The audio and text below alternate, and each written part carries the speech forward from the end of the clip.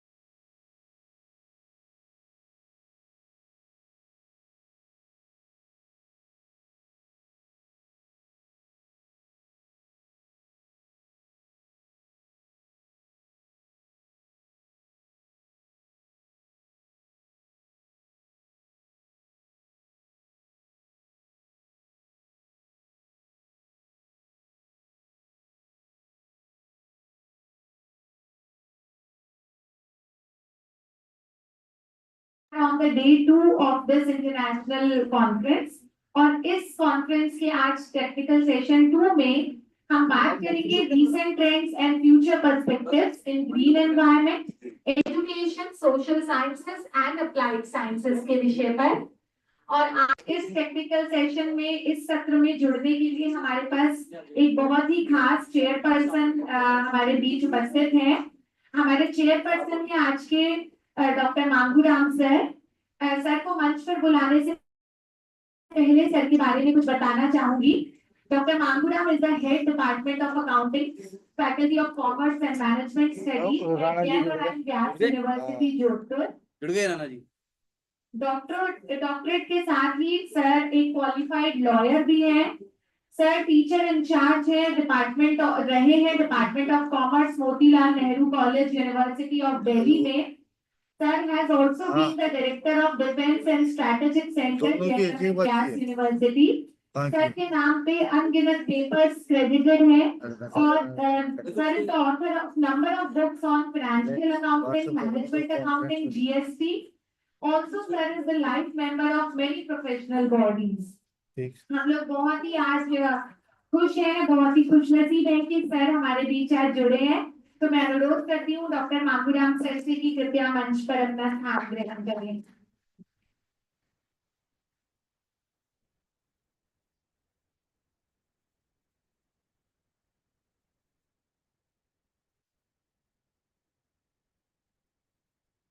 I am so glad to announce that we have a very special additional chairperson with us who has joined us online, Professor Rana Singh sir। आप screen पे देख सकते हैं Rana Singh sir को, हमने pin किया है। So about Professor Rana Singh, I would like to tell that he is the director of Chandragupta Institute of Management, Patna। Sir is a techno business professional. Sir has 2 decades of experience in the domain of academics, training, research, quality assurance, consulting. Sir is also the NAC committee member to review institutions in Himachal Pradesh. Sir has worked as a director, institutional effectiveness, University of Jazeera, UAE. On invitation of Emirates Institute of Banking and Financial Studies, Sir went to provide training to banking and insurance personnel there at UAE. Sir gold medallist रहे हैं MBA finance में PhD से पहले और sir को experience है नई university setup करने का। सर के बारे में बहुत कुछ है बोलने के लिए, पर समय सीमा का ध्यान रखते हुए मैं आपको बताना चाहूंगी कि सर एक बहुत ही उत्कृष्ट एक एकेडमिशियन है और हमारे साथ आज जुड़े हैं पटना से। सर आप अभी पटना में ही हैं या कहीं ट्रैवल कर रहे हैं? नेटवर्क प्रॉब्लम, नेटवर्क का थोड़ा शायद नेटवर्क का इशू है, लेकिन सर का स्वागत करते हैं हम हमारे एडिशनल चेयरपर्सन के रूप में professor Rana Singh from Chandragupta institute of management Patna. जोरदार तालियों से राणा सिंह सर का स्वागत किया जाए।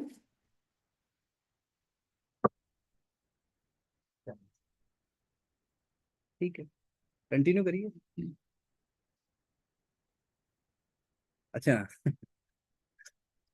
so I request our additional chairperson, Dr. Aarti Chopra, to please have a seat on the stage. Thank you so much. So I will be the second candidate. I will be the second additional chair for the session and I will be joining soon on the dais. और अब आगे बढ़ते हैं हमारे आज के keynote speakers की ओर। आज हमारे पास 2 उत्कृष्ट कीनोट स्पीकर्स हैं। एक हमारी जो कीनोट स्पीकर है प्रोफेसर नाडा राडकोविच, वो हमें ज्वाइन करेंगी ऑनलाइन स्प्लिट क्रोशिया से। तो मैं रवि सर से अनुरोध करूंगी कि कृपया चेक करें कि वो हमारे साथ जुड़ चुकी है या नहीं नाडा मैम। तो वो शीघ्र ही हमारे साथ जुड़ेंगी स्प्लिट क्रोशिया से और तभी मैं उनका स्वागत उद्बोधन दूंगी। और साथ ही हमारे पास आज जो हमारी सेकंड कीनोट स्पीकर है वो एक बहुत ही डायनामिक पर्सनालिटी है। हमारे साथ है doctor Manisha Kaushik. Doctor Manisha Kaushik professor है एसकेआईटी यूनिवर्सिटी में। एसकेआईटी इंस्टीट्यूट है, बहुत ही प्रसिद्ध इंस्टीट्यूट है जयपुर का, Swami Keshavanand institute of technology. और इससे पूर्व में SCIT ज्वाइन करने से पहले मैम HDFC स्टैंडर्ड लाइफ में मैनेजमेंट एसोसिएट के पद पर कार्यरत रही है। इसका मतलब ma'am is a very good rare blend of academia and industry. और मैम PhD बनस्थली से अपनी कंप्लीट कर चुकी है और उसके अलावा MBA के साथ साथ इन्होंने मास्टर्स इन इंग्लिश लिटरेचर किया है with specialisation in American literature. और मैम को बेस्ट डॉक्टोरल थीसिस अवार्ड मिला है जेके लक्ष्मीपत यूनिवर्सिटी से और सेंट जेम्स यूनिवर्सिटी USA से। हम बहुत ही आज बहुत खुश हैं, बहुत खुश नसीब मानते हैं अपने आप को कि आज मनीषा मैम ने हमारे यहाँ आने के लिए एग्री किया। And we welcome you with big round of applause doctor Manisha Kaushik from SKIT। Ma'am we request you to kindly take your place on the DISE.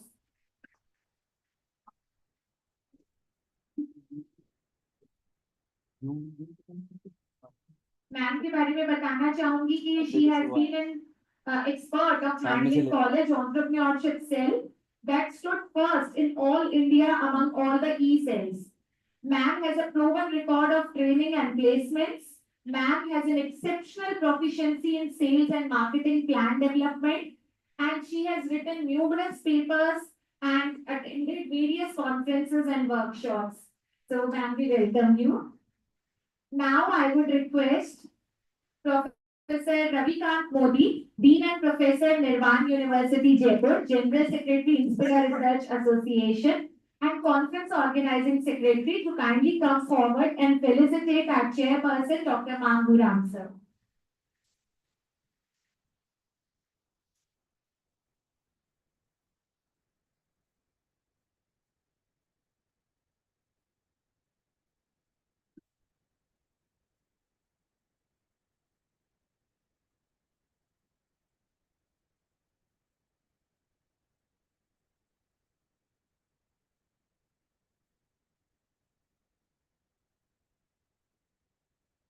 Thank you, sir. Now I would request Dr. Ashok Kumar from Jain Vyas University, Jodhpur, to kindly come forward and felicitate our keynote speaker, Dr. Manisha Kaushik.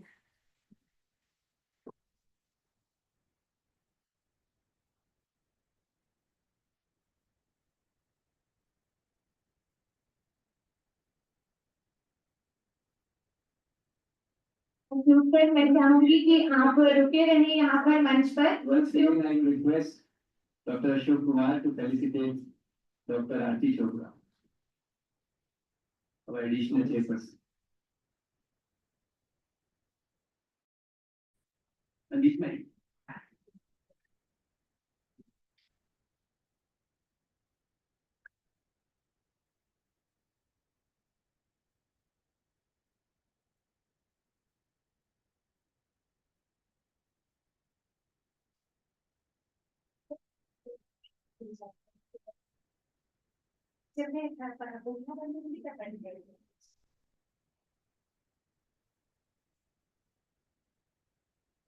Sir कार्यक्रम को आगे बढ़ाते हुए यदि Rana Singh ji sir जुड़े हुए हैं तो पहले उनका उद्बोधन कर सकते हैं, अन्यथा हम मांगूराम सर से रिक्वेस्ट कर सकते हैं। देखो जुड़े हुए हैं सर वो भी चेक कर लें। सर आप अपनी उद्बोधन देंगे से लेना चाहेंगे हम राणा मैडम जुड़ गई है। नाडा मैम जुड़ गई है। राणा सर भी जुड़ गए। राणा सर भी जुड़ गए हैं दोनों। पहले इनको कर दीजिए आप। मैडम। हाँ वेलकम कर दी। So now before I invite Professor Rana Singh sir to address the audience, I would like to tell you that we have one more keynote speaker, very special keynote speaker who has joined us. So our Professor Nada Rapkovic, she is the Assistant Professor, Faculty of Economics, Business and Tourism, Split, Croatia. She is the President of IIU Research Center. She is also the co-founder of IIU Europe. She is the co-founder of ICWP, multi-awarded educationer. She is not only an educator but also a researcher, coach, counselor, author, reviewer, and a woman activist. She is specialized in the fields of science, technology, innovation, research, and entrepreneurship. She is the active member of numerous organizations globally, We are so happy, we are so glad to have Professor Nada Ratkovic as our assistant, as our keynote speaker. So I would like to welcome you, ma'am, as a keynote speaker for today's session. And sir, shall we call Nada ma'am first? Yes, or, yes, Nada ma'am. Rana sir, I would apologize. We can take 5-7 minutes from ma'am because she has joined from a different time zone. So I would request you to. Sir, is it okay if we take Nada ma'am first because she may have her other assignments to complete? Professor Rana Singh, sir, am I audible to you? Yes, yeah. please. Hi, good morning, everyone. Honorable Chief Guest and our organizer, Dr. S.S. Modi, sir, Mr. Junior Modi, and all other members on the dais, off the dais, delegates, participants, additional chairperson, and our brilliant host for the day.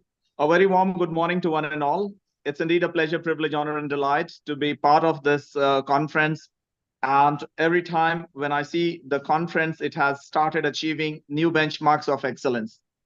Well, let me extend my sincere thanks and gratitude to organizers, SS Modi Sahab and Ravi Modi Sahab, for organizing this brilliant theme pertaining to internal security. We all know that India, as one of the fastest growing economies and quite committed to become one of the developed economies, internal security is definitely one of the most important and pertinent areas of concern.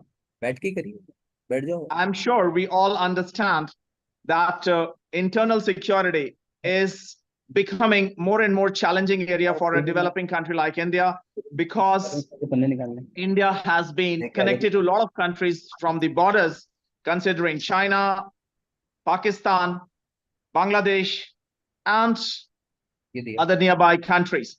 So when we talk about internal security, well, Government of India, Ministry of Home Affairs has structured multiple joint secretaries who are looking after internal security, border security, Naxal, and so on and so forth.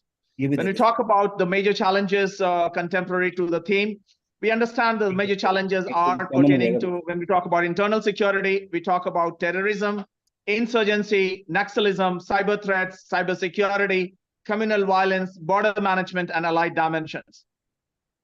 When we talk about terrorism, we all know that there are multiple scenarios of terrorism. If we go back in the annals of history, in the 80s, we had the Bhindranwalas, especially in Punjab. Now we are talking about jihadis, the left wing, the right wing, and there are a lot of affected regions, particularly Jammu and Kashmir, Northeast, and other adjoining states. Now we have a lot of measures being taken, a lot of counterterrorism laws have come into place. A lot of intelligence agencies are working, Intelligence Bureau, RAW, they are working tirelessly 24/7 to make sure that the country is able to curb the menace of these terrorists and other terrorist agencies. When we talk about insurgency, we have insurgency in the Northeast region, particularly we talk about ULFA, we talk about NDFB, we talk about the Maoist insurgency. We also talk about various measures. A lot of interventions are happening. The administrative departments, they are making them surrender, and a lot of rehabilitation policies are there in the Northeast region to make sure that the insurgency gets curbed to a phenomenal extent. When we talk about Naxalism, the affected regions are Chhattisgarh, Jharkhand, and some of the other states in the adjoining areas. Naxalism has actually seen its roots majorly due to people having large divide between the rich and the poor. So a lot of measures are being taken. The security operations are being beefed up. Developmental initiatives are being introduced, a lot of strategies and entrepreneurial ventures, MSMEs being promoted so that the people who are from the downtrodden area, they can make sure that they are able to live and survive and avoid joining the Naxal team. Now, more and more technology coming up, in information technology in general, the cyber threats are becoming one of the major areas of concern in the internal security. A lot of hacking is happening, phishing is happening, ransomware is getting established in the mobile phones as well as in the laptops and in various other devices. So we have a lot of measures being taken. Cybersecurity laws have come into the country. IT laws was promulgated some 24 years back. Digital forensic science has started seeing its emergence, and cyber forensics has started becoming. Let me be delighted to share with you, in the light of the recent paper leaks of the news pertaining to paper leaks of NEET and NTA and UGC net paper leak. Now the government has started looking at working towards the digital forensic and the cyber forensics of the computer systems and mobiles of the various people involved, so that we can evolve new mechanism to achieve success and make sure they do not recur in future. We talk about communal violence, and we know India has people coming from multiple religions. So there are causes of, social disparity, economic disparity, political factors and dimensions are there. So a lot of measures are being introduced, which we talk about community policing. We talk about various social cohesion initiatives, and various other strategic interventions are talked about. We also talk about border management. We have BSF, which is trying to safeguard the borders. And we have multiple challenges of infiltration, smuggling, cross-border criminal activities. And a lot of measures are being initiated by BSF and other agencies, particularly surveillance, cooperation with neighboring countries, drone-based surveillance, and all other technology-enabled surveillance mechanisms. Even the data packets going through the internet are being interjected so that we make sure not the secret data of the country gets leaked out to the foreign agencies. A lot of measures are being taken in the country by focusing on intelligence gathering and sharing it with internal and external agencies to curb the menace of most of these internal security factors and dimensions. We are focusing on counter-radicalization progress and programs, and we have also been focused at doing capacity building of the various armed forces, CAPF, centralized armed police forces. Also, we have been doing community engagement of the people in the border areas, and we are conducting outreach programs. To conclude, we can say that internal security is a very complex and dynamic challenge in front of us, and we, as academicians, researchers, and practitioners, have to evolve new mechanisms, new strategies, new technologies, and focus on innovation, incubation, and commercialization of new products and technologies, so that we can have a multifaceted approach required to address the various threats, the current threats as well as the impending threats, and to make sure we have an advanced technology by leveraging artificial intelligence, machine learning, big data, data analytics, predictive analytics, and so on and so forth. So we need to make sure that we are doing the best of our efforts in coordination and cooperation among internal agencies and stakeholders, as well as stakeholders of foreign countries. With these words, I wind up my discussion, and I wish great luck for the very powerful deliberations and the research paper presentation. I once again thank the organizers, my co-chair, chief guest, and all the paper presenters who are going to share the words of wisdom to us. Thank you very much. Have a wonderful day ahead, and I wish the program a grand success and grant impactful outcome in the times to come. Thank you very much. Thank you so much, Professor Anna Singh, for addressing our audience, and your address is always very thought-provoking. It was such an eye-opener, and you have knowledge, in-depth knowledge about all the aspects of management and life management, not only the management related to the economy of the world, but also the life management. And this was new to me, that you have so much of interest towards inclination towards AI and security also. Thank you so much for being our additional chairperson for today's session. Thank you so much, Professor Anna Singh, once again. And now we have our keynote speaker who has joined us from Split, Croatia, Professor Nada Rajkovic. So I would request Professor Nada Rajkovic, who is an assistant professor at Faculty of Economics, Business and Tourism, Split, Croatia, to kindly address our audience.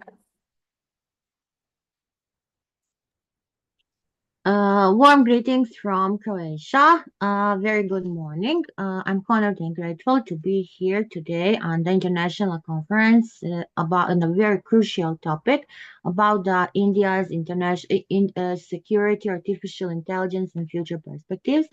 I want to thanks to the organizer, to respected Sir Dr. Modi, and all who are making this outstanding conference.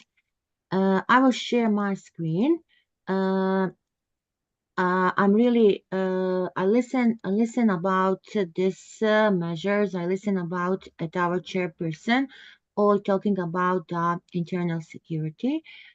So we today, when we are talking about the security, I'm coming from. Well, I live in one smaller town behind Split, Croatia, and we are every year called the safest town in Croatia. What it means, the safest town? Today I choose one part of that, and I will talk about the importance of virtual assistant in the combination of the smart village. So, what I will go very fast through this. So I want put the things when we start talking about some issues, we need to know the main technical terms. So what is this internal security? Our chairperson also already said to us what is measuring, what is our problems, how to ensure the maintenance, and what about the law and the border. So what is the primary goal of any internal security? We know that it is an infrastructure that are our citizens, that are our institutions. Then the main key components are always cybersecurity. We have a lot of problems. We are fighting against this, protecting the infrastructure, our information from many threats. Who is today helping us the most? So, artificial intelligence, we have machine learning, deep learning, blockchain, and all modern technology. But we see what happened before a few days. So we have this, I can say, counterterrorism. All the networks were fell. Like example, yesterday, also in my country, the health system wasn't working. So today, how much are we sure? So what is the border security, and what about this?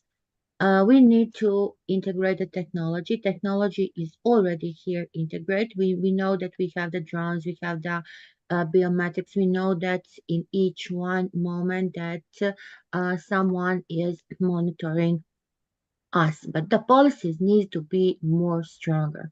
Here, artificial intelligence is playing a crucial role. So, how to enhance the internal security measures, and how to make this data, and how to identify the patterns. This is for us very crucial. We have these applications of AI in the internal security. So we are talking about the surveillance and monitoring. We're talking about the predictive policies, cybersecurity. We have these algorithms. AI is providing us the algorithms. Then we have this facial recognition, so we can identify some things to prevent the crime. We have a lot of crime. Then this data analyzes. So what are the benefits of AI in internal security? We have this efficiency, we have the accuracy, we have the proactive measures. How will these measures enable the action? So we need the predictive. So I will repeat again, in each one moment we need to be ready, and we have a lot of challenges and this ethical considerations. So what are the bias in AI? So can it lead to the practices? And what about the technology? So the future perspectives and the future trends are enhance the AI capabilities. We need more better AI algorithms. Then we have this quantum computing, which will revolutionize cybersecurity. We have the Internet of the Things, which are enhancing these situations. We have the global collaboration, which our great Inspira is doing on the global level. We need to increase this international cooperation to tackle the international threats, and we have the legislative frameworks. Strategies for everything. We need a strategy. So we have this holistic security policies, cyber, physical, social, political. Then we have the adaptive systems, which needs to be very flexible and adaptive. The question is, what can you do today that you couldn't do a year ago? This is the main question. Also, what can we do today after this 2 days international conference? So I'm sure that each one who participate gets a new knowledge. And if we want to take care about the security and if we want to be safest, we need to have the knowledge. Knowledge is our health. Uh, in the sector of education, so we know what we are witnessing, what the educators are witnessing. We are also not safe in our spaces where we are working. But maybe we need to have new virtual assistants, like in the education sector, when we are working with the virtual assistants. So they can provide us many new things. You see, it is supportive for the educators, for administrators, and for the students, and also can be for the government. The government needs to have a virtual assistant who will prevent this who will prevent the security, the internal security in India and in all other countries. So they are really sky. This AI virtual assistants need to be everywhere, and we know that we have them already in the business, in the services. So the governments also need to take care about this and implement it in the policies.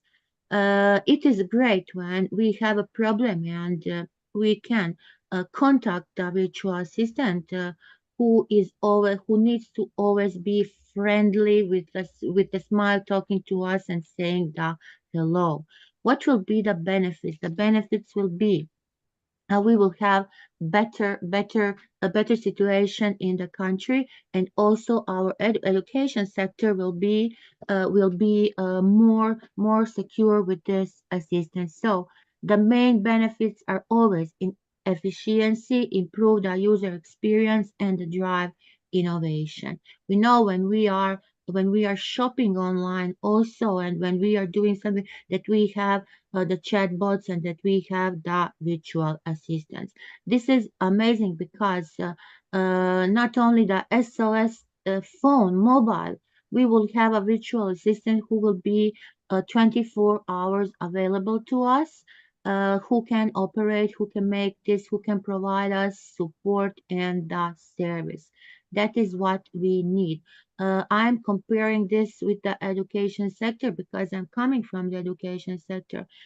Today, we cannot imagine work because we know that the personalization is very important. So, uh, all this virtual assistants what we have today, the Chat GPT, we know that we have famous Alexa, Siri, Microsoft Copilot, then Samsung have the Blixby, uh, Google have the Google Assistant. So all these assistants are helping us. So why not have a strong virtual assistant? And in India, I can say proudly because from my experience, from my contacts, India has amazing engineers, amazing inventions, a lot of new patents. So I'm sure that also can be made something for this for the security system.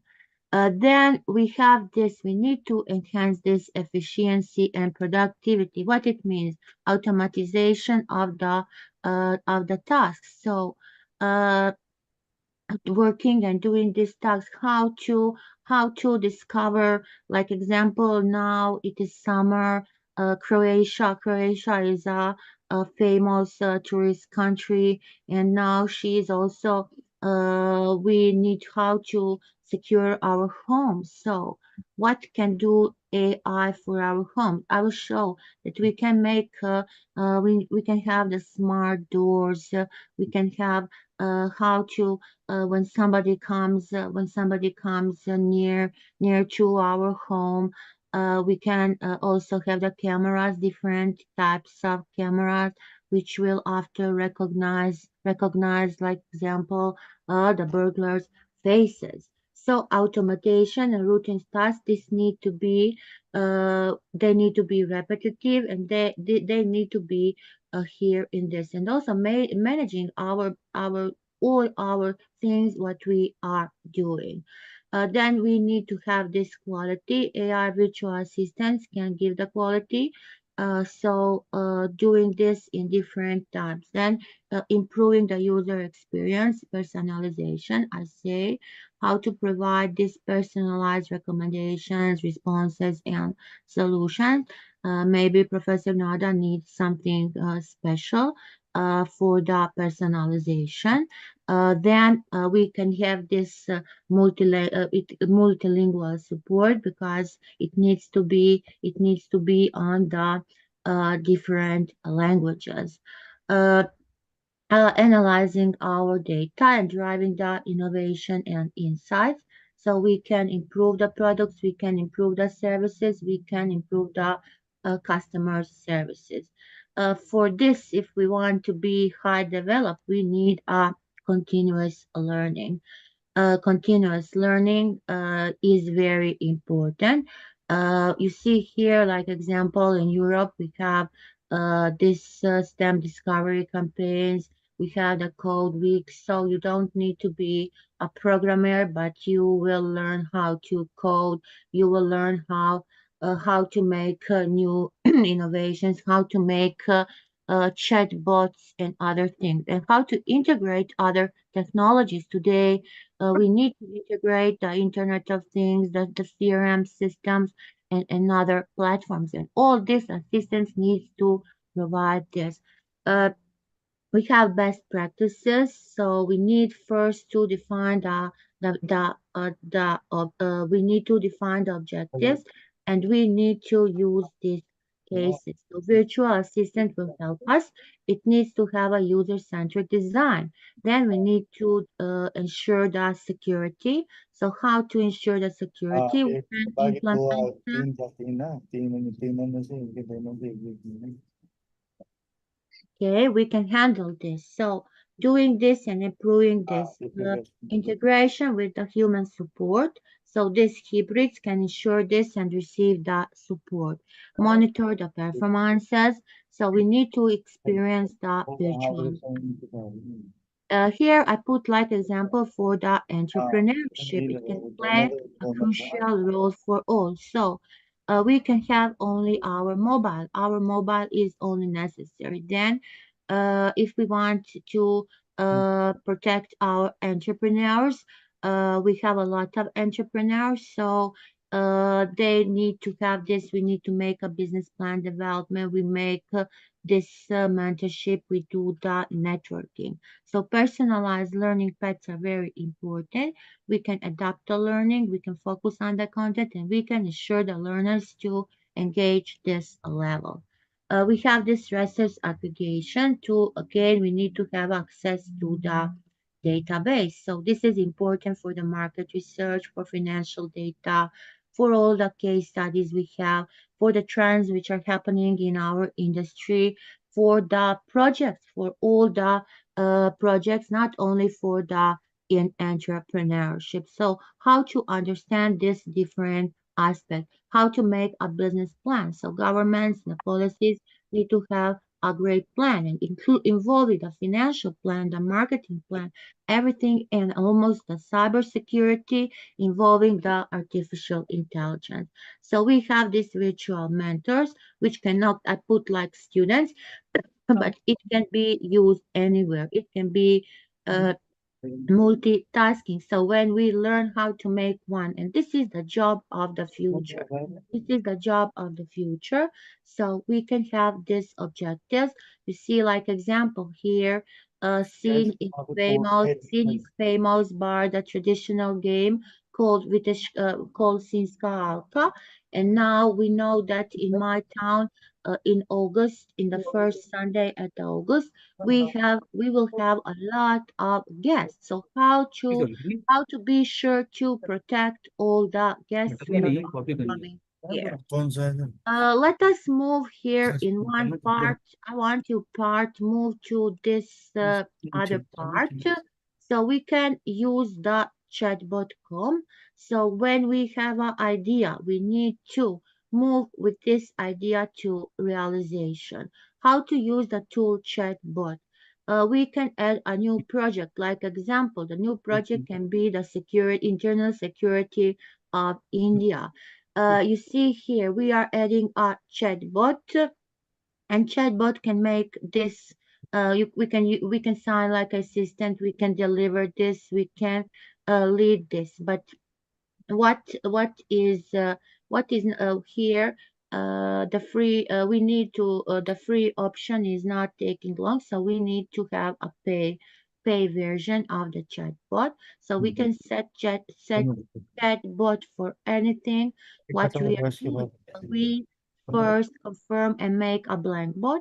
So it can be for the service bot. It can be for the quiz. It can be कभी तो कहीं पे बैठ जाता है, कभी उधर इधर for the cells. So we have this dashboard and it looks like a mind map. So it depends about you. It depends about the things, your demands, how you want to make the system. So the governments, also the education sector, the providers, the supporters can bring this dashboard and can bring this chatbot too. So it can take your time, it can make the technology. So you have different tests. I want to move to other part of my presentation. So I asked, what can you do today that you couldn't do a year before?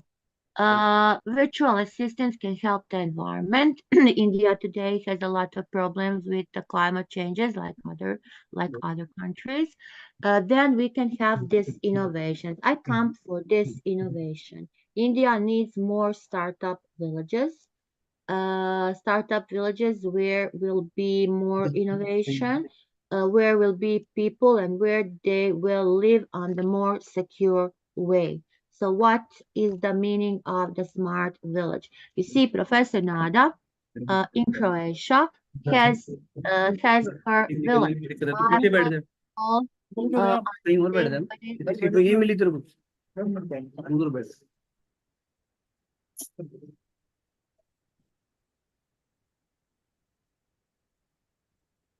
so the village is supported by the AI and the modern technology, and it is more safer to live. So first thing is that we can choose living in the rural parts. This is my village. This is my home, and now actually the tourists are coming here and they are safe here. You see, we didn't change the original look of our cities. So what the smart village they require? We need this, we have this security, we have safe drinking. So all things when we are talking about the security are involved in the smart village, and the smart village needs to have these requirements. So e-governance using the modern technology, educational facilities, all these things needs to be involved in this. So this is something which is more secure than living in a big town. Everybody today wants to have a smart city, but I'm sure that smart villages are the better option. So what is next? The next is that you can have an innovation called smart village design. And here you will have all the possibilities for the sustainable mobility, for the renewable energy, for circular economy. So it is great for the micro and small entrepreneurs and all of them. So living in these areas I'm sure that you can protect the security of the citizens, but smart villages, these smart villages need to have all the options, all the solutions for the day-to-day challenge. Different hypotheses. So here you will improve the employment of the people who are living here. You will have the satisfaction living in rural areas. The quality of life in communities and migrations is much better. So this is the goal that you can make this, the rural population will have better quality of the life, involving the security also to stay in town or to live in the rural areas. We make this research looking for the quality of living conditions in village comparing to the city. This is the satisfaction of the respondents. We have a lot of advantages and disadvantages of living in village compared to living in the town. We have also the major problem living in there. So is there really a low standard or there poor interpersonal relationships? I can say that again we have this result, and this is not true that we have no job opportunities. We have a lot of new job opportunities living here. Here are our results. We have the innovations in the rural services. We have the agriculture, social innovation. We have this environmental sustainability. We have the digitization according to smart design. So you see, this is the project Eco Ethno Village Sinanye. We have all eco food, everything what we need, and we have these things for the living. We have the services which can do the all tourist affairs. So this is really where we make the app. We make the app for this small business. So you don't need to move. You don't need to move from the village. When you come to the village, you don't need to have another security because you are out of the city and you are in the rural part which is secure. So you can buy anything here in this. It works like a mobile app and it is really amazing. So you only can navigate to and it will show you all of these things. So you have this, and this is the way of how all all needs to think today. We need design thinking. We need design thinking if we want to make innovation.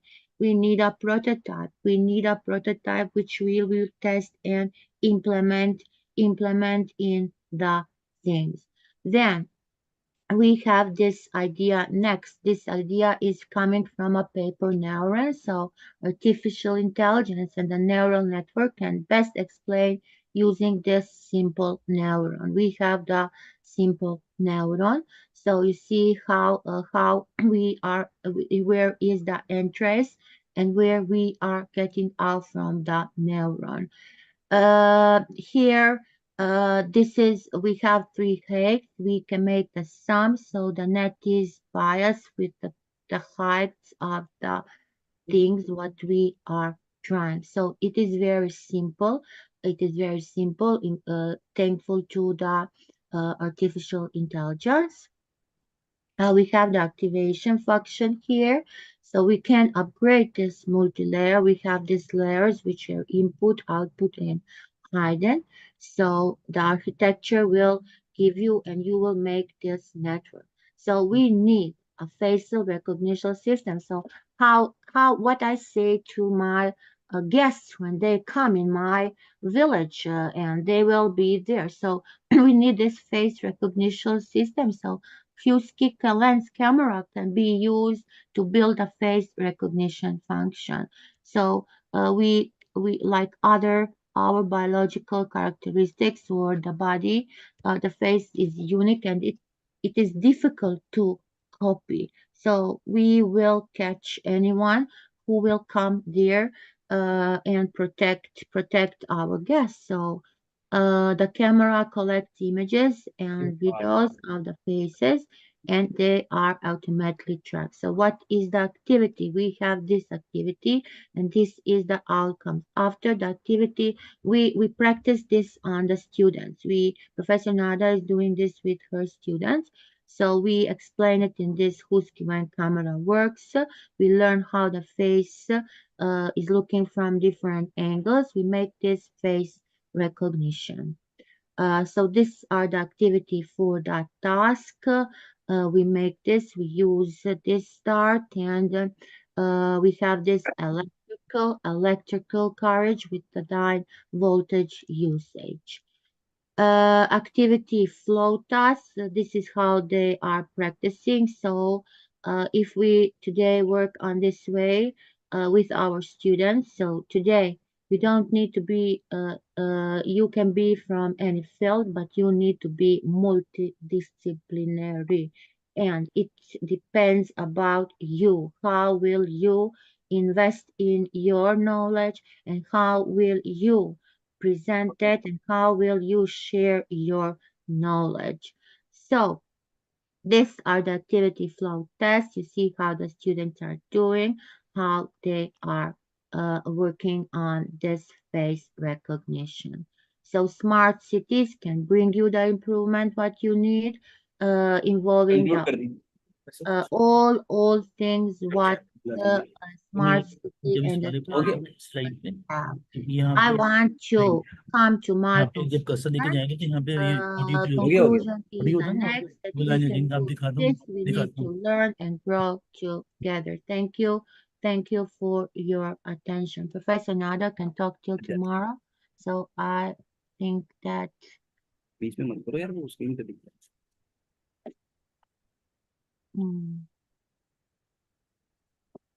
You, Professor Nada, thank you so much for joining us from Thank Croatia and addressing our audiences. Thank you so much once again. Now we have another keynote speaker with us, a very eminent academician, Dr. Manisha Kaushik from SCIP. So I would request Dr. Manisha Kaushik, ma'am, our keynote speaker for the day, to kindly address the audience.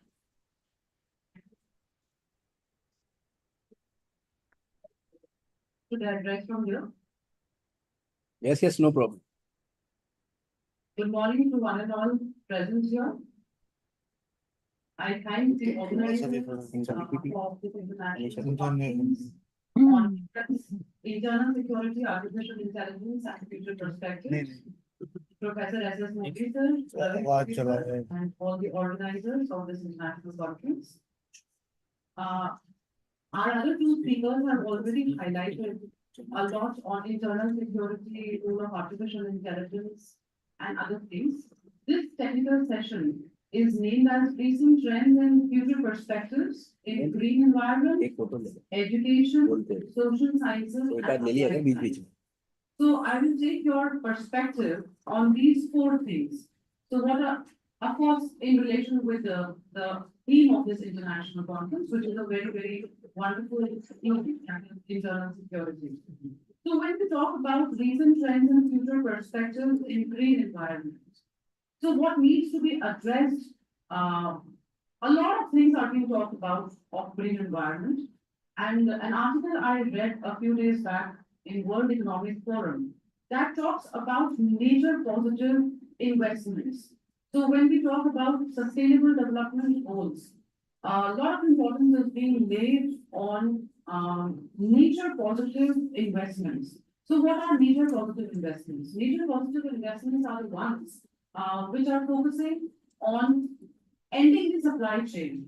For example, if you look at the recent budget, so the recent budget for a reason has highlighted or has made the prices of plastic bags, non-biodegradable plastic bags higher. Because most of the state governments, because of one reason or the other, have time and again urged us to reduce the use of plastic bags. But we are helpless because India as a country, we are still not very comfortable carrying those paper bags. So plastic bags come very handy and it is very easy for us. So what governments can do? They are increasing taxes on tobacco alcohol, cigarettes, plastics, but yet the consumption goes on and on. But these are not major positive investments. So what the World Economic Forum talks about is that let us do investments as a state, as a person, as a country on major positive things. So that is one perspective. The second perspective is that waste management through circular economy towards environmental sustainability. I talk about circular economy because now when we talk about our Honorable Prime Minister has given us targets of sustainable development goals.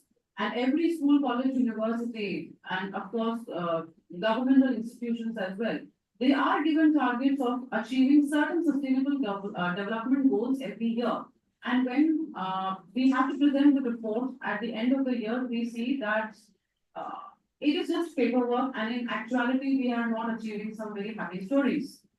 So when we talk about circular economy, everything that we are doing in economy has to be thought about in terms of circular economy, that whatever we are doing, why there is so much discussion on sustainable clothing, sustainable food, sustainable packaging, all these things, so that whatever we are using by the end of the day can go in the soil and get biodegraded.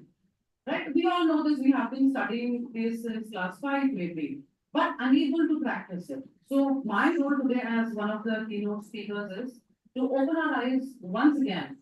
So at my college, in the canteen, what we have done is that we are now working on zero food wastage. And we are using zero electricity. The entire college is solar. What we can do now in this recent budget also, my entire address would be totally practical and application based, so that we can understand what we take away from this technical session. So we are working on generation of electricity, and our college is in fact generating electricity for the state, and we are not using state electricity. We are working on zero food wastage every day. How much kg of food is being made, how much is left behind, and what are we doing with the left behind food? And a graph is made by the end of the month that how much food wastage has been reduced every month. Otherwise, the cafeteria or the canteen manager is taken to task. Every day he has to disclose. Similarly, we can do at our home as well, at our offices as well, right? So, the another thing that I can talk about is the second thing, recent trends and future perspective is education. So, why international conferences like this are being organized by Inspira, and such efforts are being made to open the eyes. As far as I know, Team Inspira has been organizing these conferences at various colleges, and now say, for example, with the Rajasthan Police Academy, to touch various sections of the society and make us aware on the things that need to be addressed.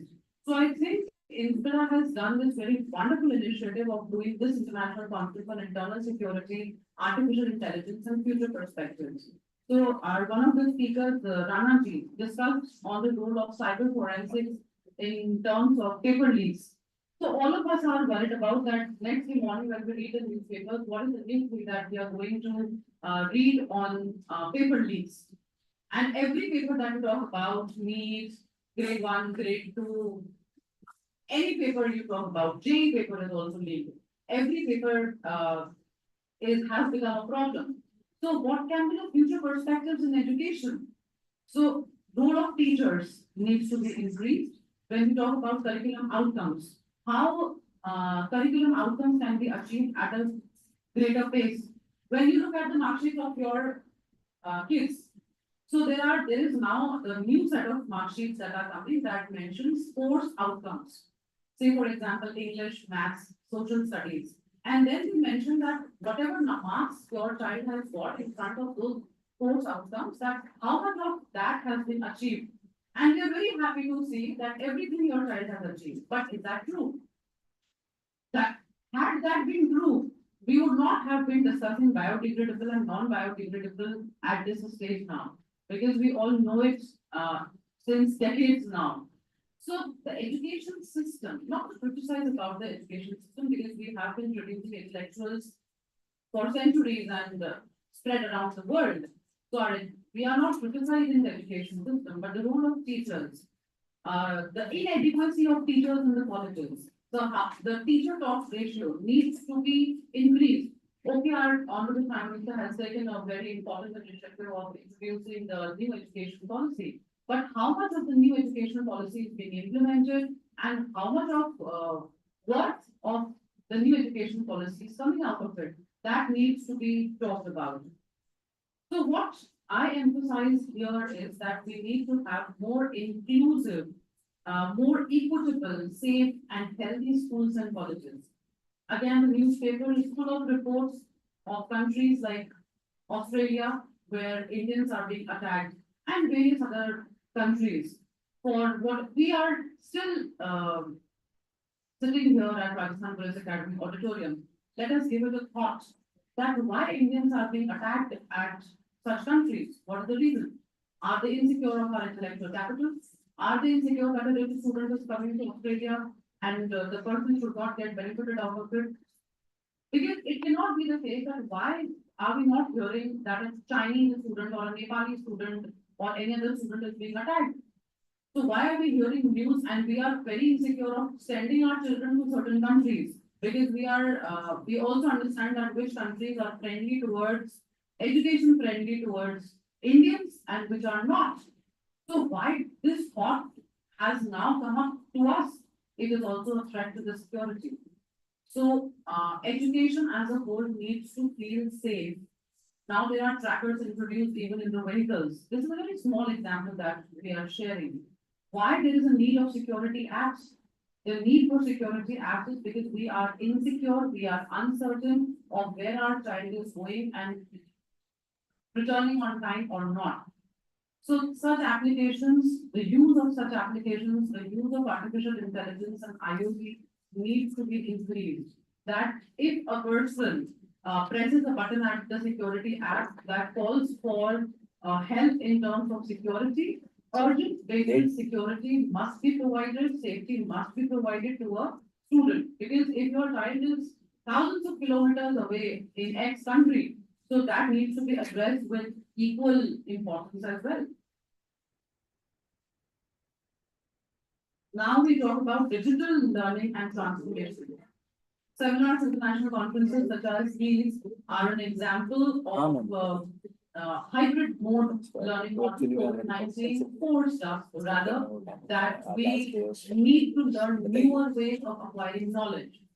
So some articles that I read day before yesterday that talk about in remote rural areas, still people do not know the importance of online education or joining for remote courses. And then we know some set of people who made their careers out of some online degrees. So nowadays, the quality of the online degrees, we have portals, government portals, such as NPTEL, Google is offering new free courses. They have a lot of weightage. So the weightage of such courses, say for example, the people who are sitting here today, you think about doing a newer degree on artificial intelligence, but there are not adequate resources. You are not comfortable joining a course with a 16 weeks duration or such, so that you can get equipped with it and then you can go back to your department and report that I can suggest you newer ways of dealing with internal security and things like that. Because maybe they are equipped. We all have smartphones, we all have laptops, we all have sufficient data. But how much of it can be actually utilized is also a question. So such things, the open universities that can that launch courses online, they need to be given new and special weightage in the new education policy for the same. Now I will touch upon the third point, which is recent trends and future perspective in social sciences. So my question to the August audience here, what is social science? We all have studied sufficient amount of social science and all of us sitting here have taught our kids social science with a lot of pain. What is social? How can we define social science? Why social science is there in our educational curriculum? Any one of you would like to answer? The word itself is explicit, social science.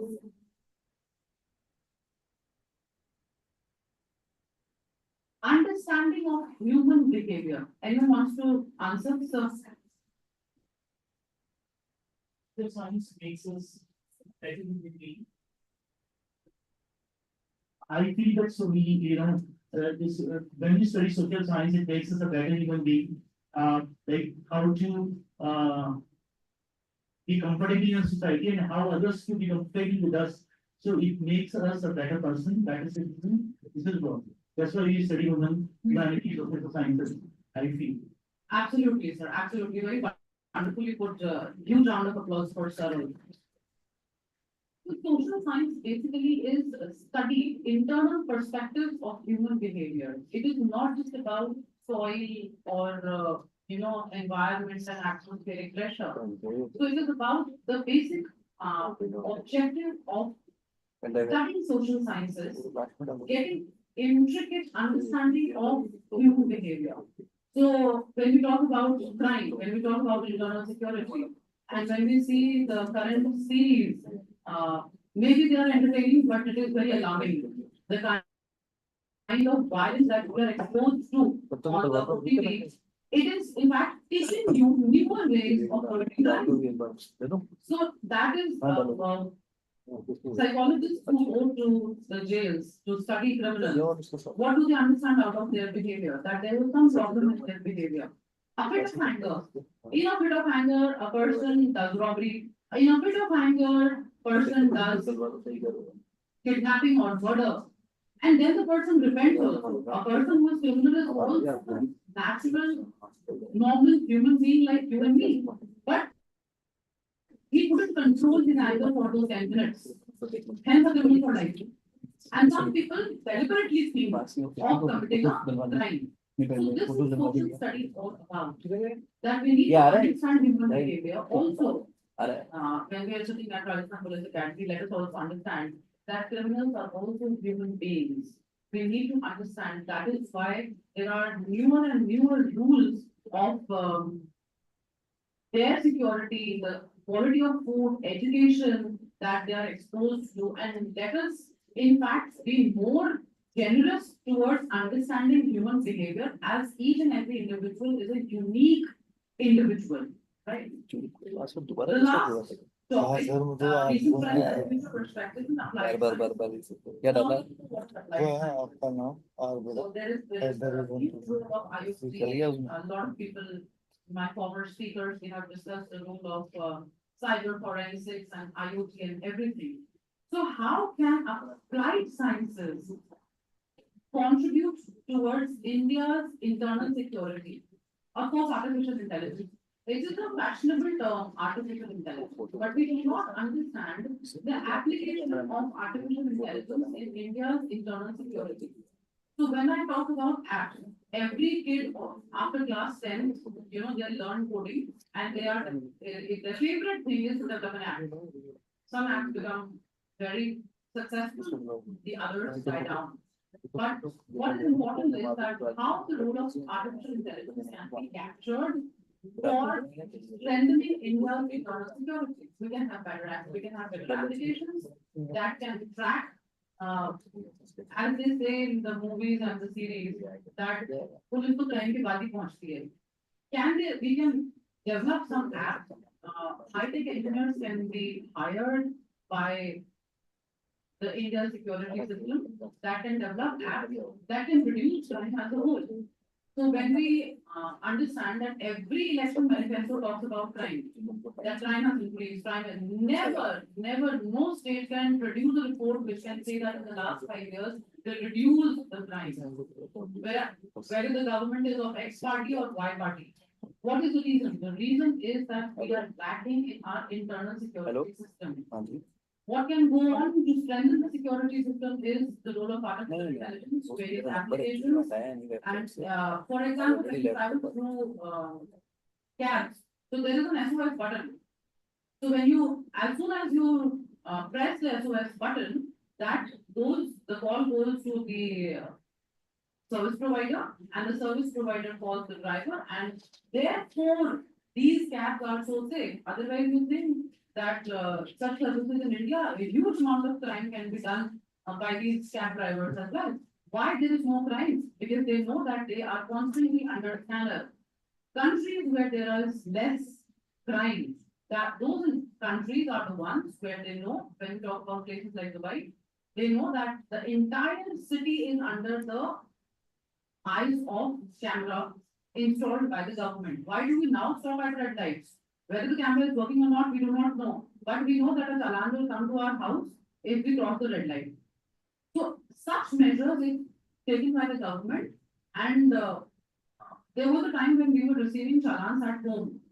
There was no traffic inspector standing at the Chauraha, and they were just with the help of, there are speedometers there are cameras there. So on the basis of the photographs clicked of your vehicle, a challan used to come to your home, and that induced fear in public.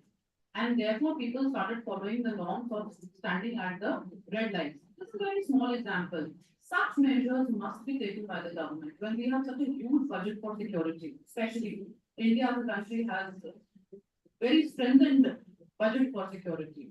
So we can look towards strengthening artificial intelligence, because as we say that one robot can do the work of 20 people. So maybe we, our Abdullaji cannot catch hold of you, but the camera will catch hold of you. So we have lesser fear of the person who is standing there on duty, and more fear of the camera taking picture of your vehicle along with the number plates. So these are some of the things I wish that the audience could take back home and think towards more and more application of artificial intelligence, as well as education, and open our eyes towards greener environments. Thank you so much.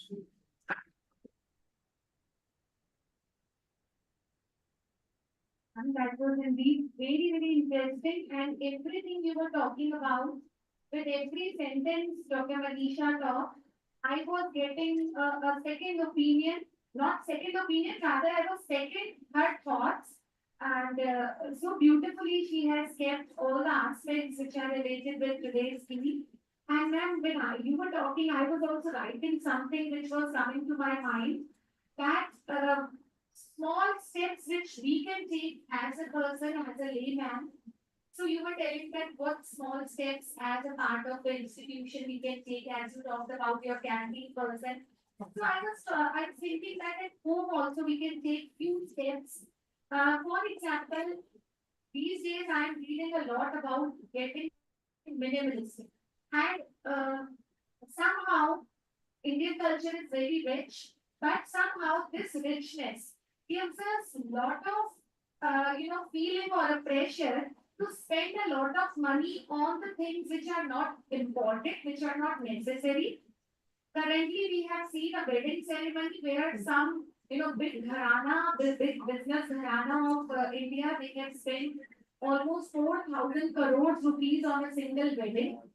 And imagine there is a person who is earning, who is working very hard for the whole day, and then also he is not able to earn even 400 rupees a day to take care of his family. And there is one business family which is spending crores of rupees on a wedding. So I am not criticizing because they have money, they can spend it. But what I need to say here is that the country like Japan, which is so developed, they are good in technology, they are good in education, they are good in their culture also. Japan is one country I really admire because they are developed, but at the same time, they have also saved their culture also. Japan Prime Minister cycle se aa rahe. They have adopted minimalism, which we are actually, as Indians, we are actually lacking. We have not adopted minimalism till now. और जैन धर्म में और वैसे कई धर्मों में ये कहा भी गया है कि उतना ही रखिए जितना आपको जरूरी है, संचय मत कीजिए। पर हम बहुत संचय करने में विश्वास रखते हैं कि हम सोचते हैं आगे 7 पीढ़ियों के लिए भी जमा कर लें। तो ये अगर छोटी छोटी बातें भी हम अपने लेवल पर कुछ कर पाएंगे, जैसे कि I am very glad to share with all of you that our home, particularly my house, I'm talking about my house is a zero waste house, because the credit does not go to me, I mean, so I'll not take the credit, but my mother-in-law is very much into waste management, तो वो सारा जो सब्जियों का फलों का जो waste होता है उससे मैन्योर बनाती है, छोटा सा एक गार्डन है हमारे घर में उसके लिए। तो ये छोटी छोटी सी जो चीजें हैं अगर हम घर पे अपने लेवल पर कर सकते हैं तो that will definitely add to the green environment. और बजाय इसके कि हम गवर्नमेंट को कहते रहेंगे कि गवर्नमेंट ने ये नहीं किया, गवर्नमेंट ने वो। और ये भी मैम आपने बहुत ही अच्छा बताया कि एआई की वजह से चाहे हम जो ट्रैफिक पुलिसमैन ड्यूटी पर हैं उनके ड्यूटी को रिस्पेक्ट कर रहे हैं या नहीं, but this way AI has definitely added to making us more responsible citizens. So I think this is one very different aspect I am listening about AI. मैंने AI का ये aspect आज पहली बार सुना है कि ये किस तरीके से हमें ज्यादा रिस्पॉन्सिबल सिटीजन बना सकता है। ये कभी भी मैं ये एस्पेक्ट सोच नहीं पाई, तो मैं मनीषा मैम का बहुत बहुत धन्यवाद देती हूँ कि उन्होंने एक ये नए एस्पेक्ट्स हमें एआई से रिलेटेड बताई है। और we are so thankful to you ma'am and we are so glad to have you here.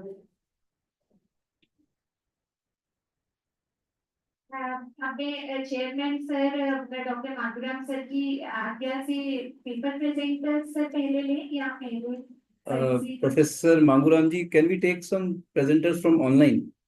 Few presenters from online, then we will take offline. Can we start? online would be better. Yes, they are waiting actually. So before I invite the online participants, so I request to please keep your videos on and please concise your presentation within 3 to 4 minutes. The main slides like your review of literature, objectives, suggestions, research methodology, and conclusions. So first presenter, I can see Shelja. Please unmute, Ms. Shelja, and please tell me your serial number. Sir, my serial number is 19. 19. Yes, sir. Okay. I'm sharing my screen, sir.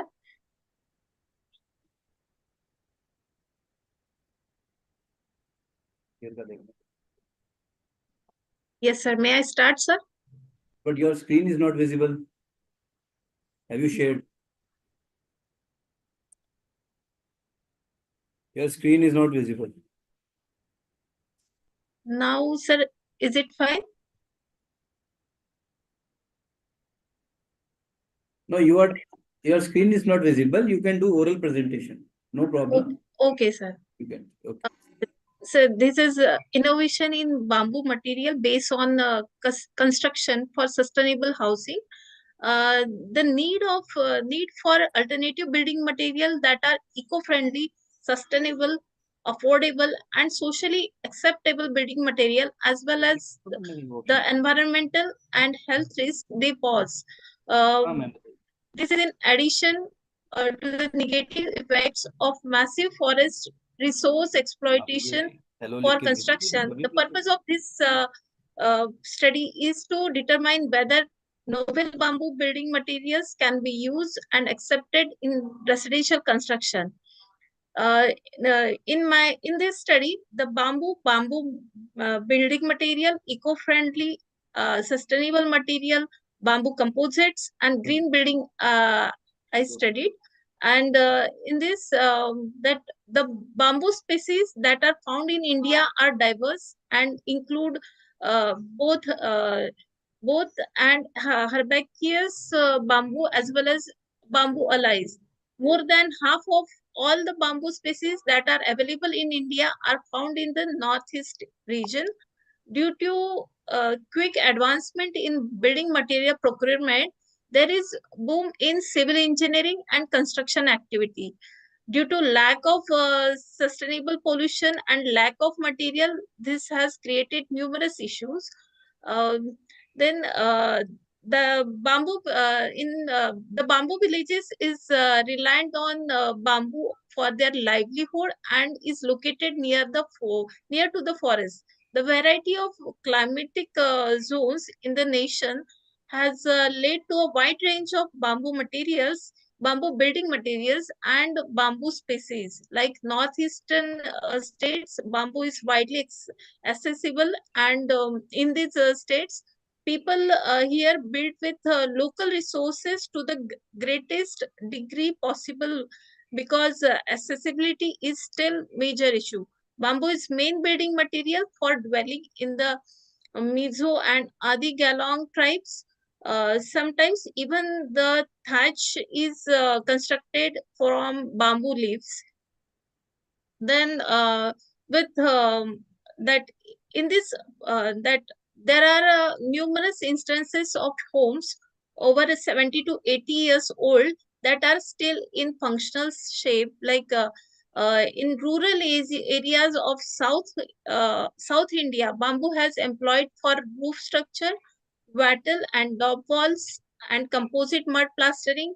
For both slope and flat tying roofs in urban settings, bamboo was a prominent component of this roofing structure. Bamboo is frequently utilized for fishermen in the coastal region for fencing, walling, and roofing. Bamboo based on woven mats are used to construct the walls. The whole superstructure of known Kerala houseboats is made of bamboo. Then there are I'm having some pictures. The traditional bamboo building systems in India, like House of Adi tribes, Arunachal Pradesh, bamboo house. Then house at Brahmaputra river bank, building at Guwahati, Assam. Then Naga Heritage Village. Then this aim is identifying cost-effective, energy-efficient substitutes for steel. Then green building and sustainability practices implementation in the construction sector. Then cost effectiveness, recycling, reducing and reusing, suggesting alternatives with comparable qualities that can be used in place of steel in reinforcement quality decline. Uh, the proper balancing of economic, social, and environmental concerns. The objectives are choosing a long-lasting product will help save money on upkeep of and life cycle cost. Compare the ways in which alternative to steel will be more effective and less wasteful, cost effective at the same time.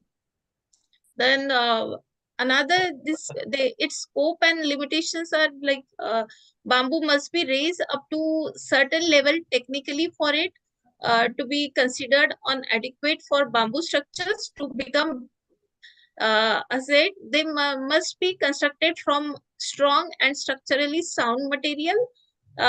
Regarding its fire rating, another restriction on using whole bamboo columns in structure is their flammability. The answer to this issue is engineered bamboo, but most customers cannot afford it. Therefore, for bamboo to be employed in large scale projects, it is necessary to create fire rating for round bamboo as well as fire retarding treatment materials and procedures. Then bamboo is a special and challenging material to build with, since it has a roughly hollow circular transverse sections with varied density in both direction. Uh, Regarding its scope and limitation and difficulties, the supplied bamboo was of poor quality, lack of skilled labor are present, lack of consistency, and low levels of quality assessment. An important issue for India's exports is the lack of quality standardization for bamboo goods and bamboo poles. Then in research gap, although bamboo has a lot of potential for addressing housing needs to the regional level, there are still some concerns about whether bamboo can sustainably, economically, and technically meet housing demands at the larger scale required by the present housing crisis. Uh, Then now that regarding the data collection, though contacts with stakeholders and informants from the corporate sector, Ms. the Shelja, public sector. Ms. Yes, Shelja, sir. please conclude now. Ms. Shelja. Yes, sir. Yes, sir. Regarding its conclusion, bamboo is now I'm concluding. Bamboo is a perfect building material for homes in earthquake and disaster-prone locations because of its resilience and lightweight, because of its ability to bear repeated loads, absorb more energy, and exhibit greater deflection before collapsing. It is safer during earth tremors. Okay, sir, thank you so much for giving me the opportunity to present my seminar in Inspira. Thank you, sir. Sir, it's over. 19. Yes, sir. Okay, thank you. Thank you, Ms. Shelja. Thank you. Well done.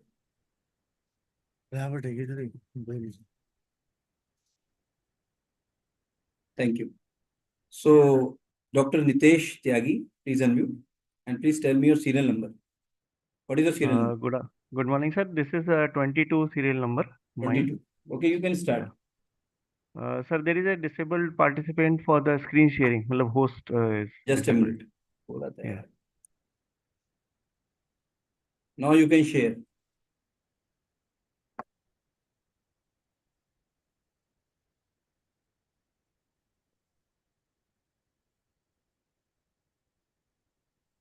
Yes, it's coming. Yes, coming.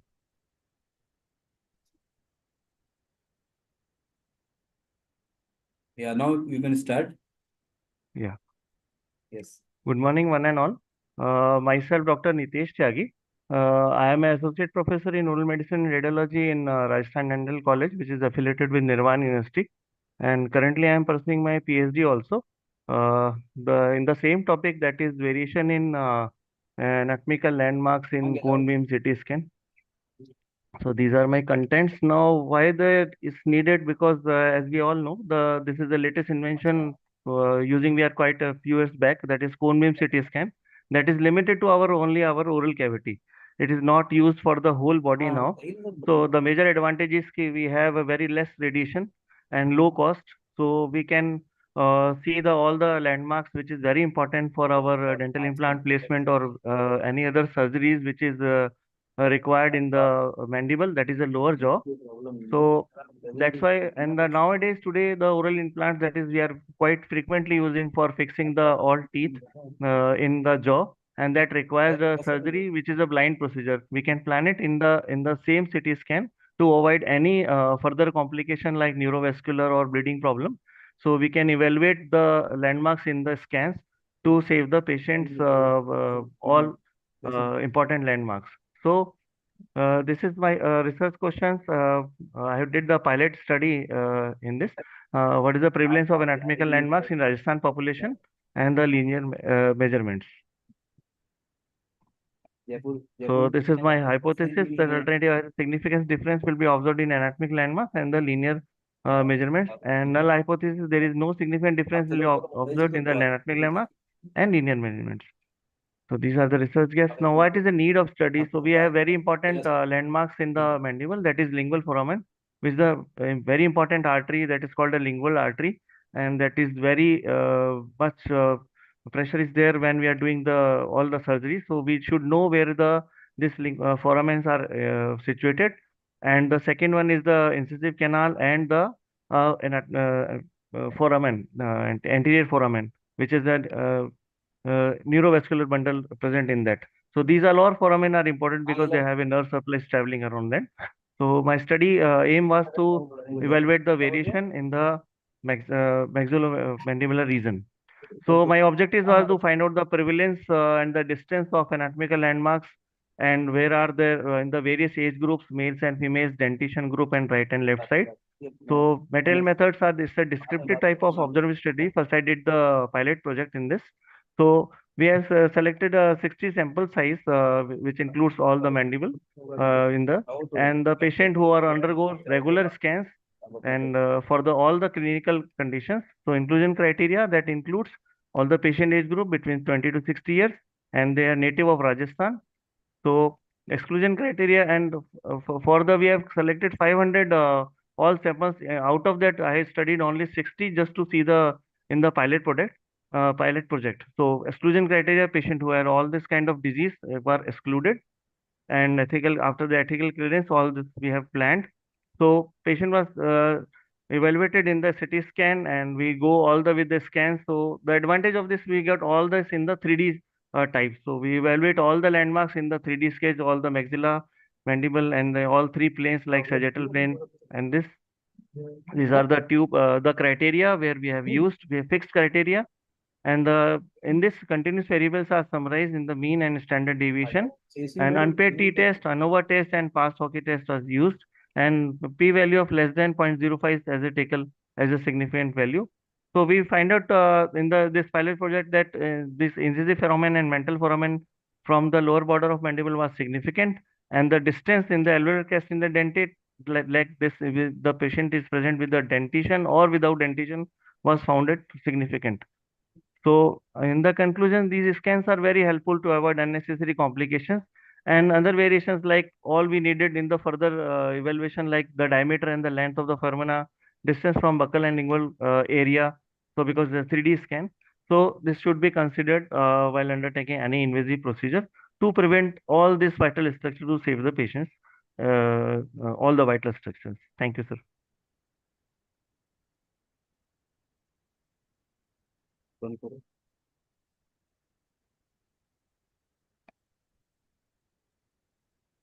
Thank you. Thank you, sir. Any comments from additional chairperson regarding the presentation? You can comment also. Okay. So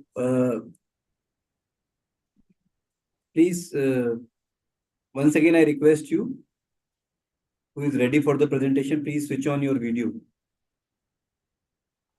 Anybody is ready?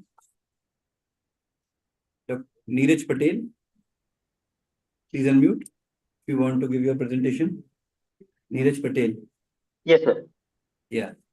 What is your serial number? Sir, my serial number is 15. 15. 15, yes, sir. 50. 15. Okay.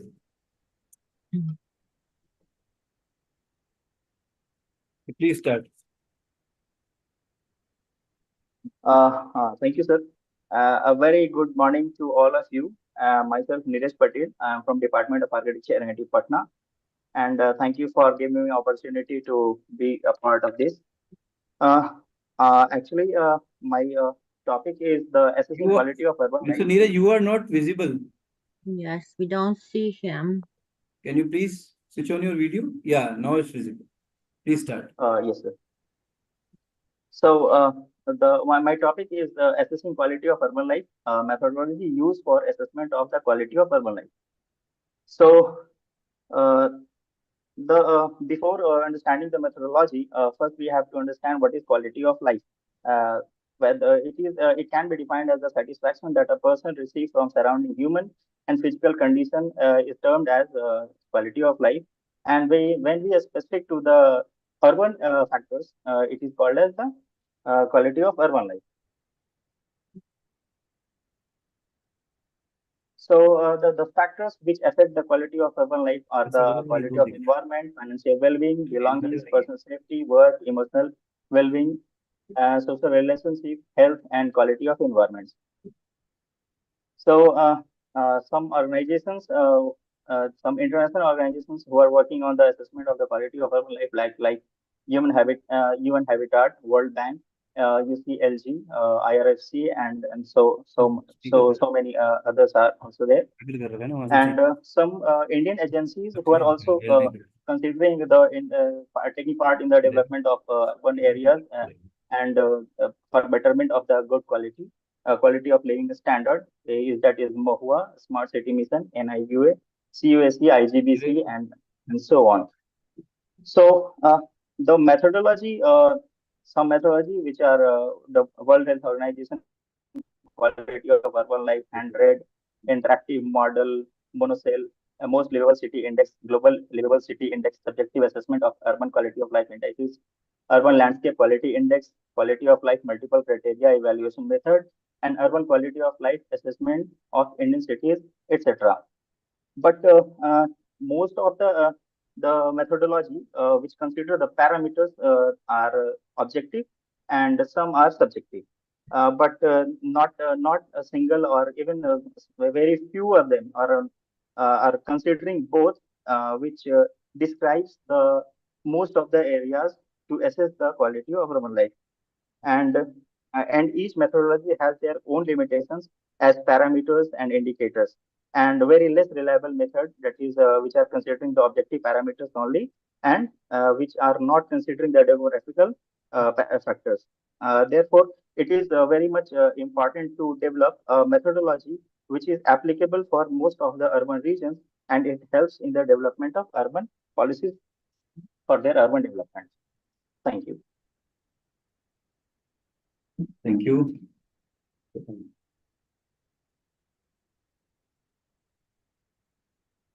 Thank you. So, anybody else?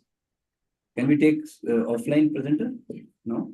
So, you can announce who is the offline presenter. Please request those who are offline presenters with us, kindly raise your hand. Said you'll be presenting, yes, sir. Okay, so we have 2 offline presenters with us. Yes, so we Can can. we start with you? And after serial number, after we have. So it's not in the list. Okay, so we have Dr. Rajneesh here from University of Delhi with us for the offline presentation. Presentation चलो चलो फिर ठीक, बाद में करता हूँ। तो देखे गए थे ना इनका क्या नाम है? रजनीश। हाँ यही है।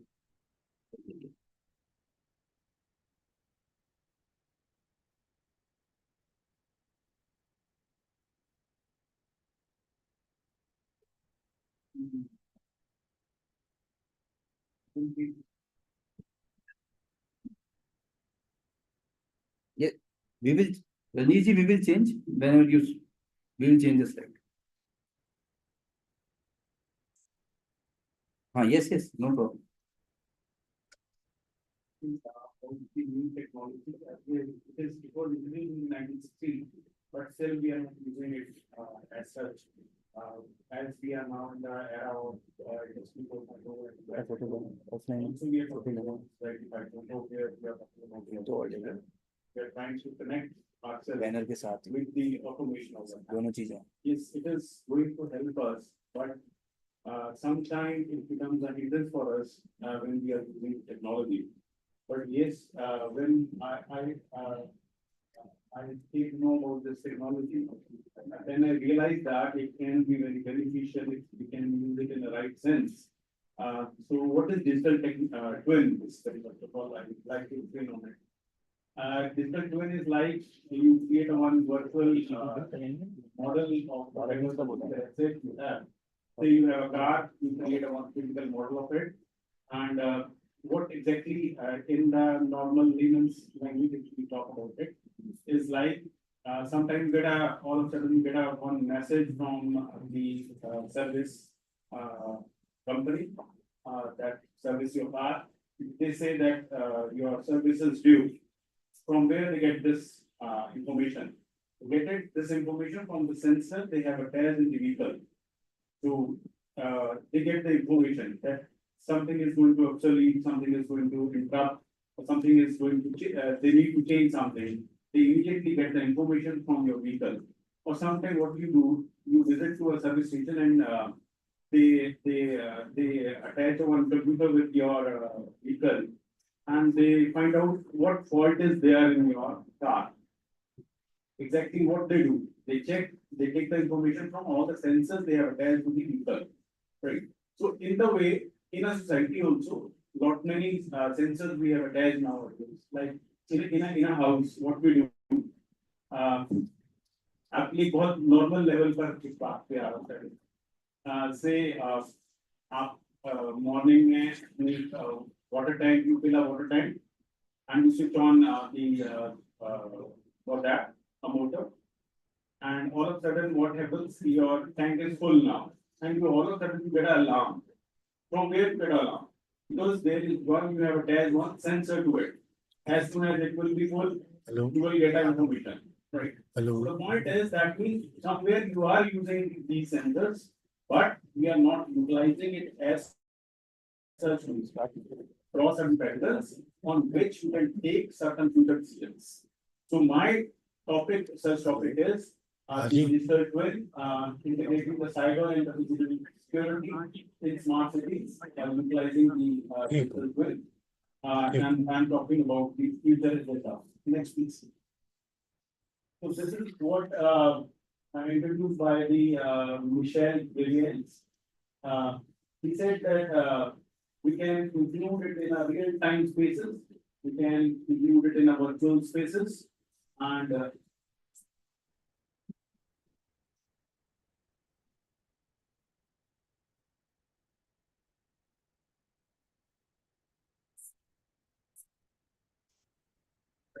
नहीं आगे इधर है ना. the point is, this is the physical world in which we are living, and this is the virtual world we will create, a parallel virtual world we can create. Say now, in some part of the world, not many countries are trying to create a one virtual world, so that they can get all the informations that are in the physical world, whatever happening in the physical world. Say what we do, as Amnisha ma'am was referring, that one we left one kid at home, and what you do, you fix up a one camera over there, and what that camera do, that detects the movement of the kid, because you can't keep the child everywhere, you can't monitor them every moment. So what you do, you fix up a one camera, that camera will trace that kid, वो उसकी हर movement को पहचानेगा, check करेगा, and this is the one part you are doing. But what if you can draw some patterns? If you can collect some data, that's more important. That will help you in the formation of the security lines. Say in the physical world, say if it is a normal physical building, it won't give you any kind of data. But if you put some sort of a sensors in it, it will give you some sort of a data. So if you will collect some data, then you will be able to draw some patterns. If you will be able to draw some patterns, you will be able to predict the future. Or you can take a proper decisions or a corrective actions on that. Next, please. So these are the examples we have covered.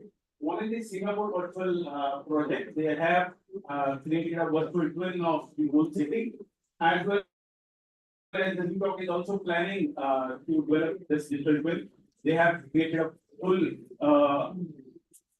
virtual twin of this thing. What we can cover? The most important thing is it will cover the smart cities, right? Say we are talking about nowadays, we are talking about the society 5.0, in which we say is that the automation will make your life easy.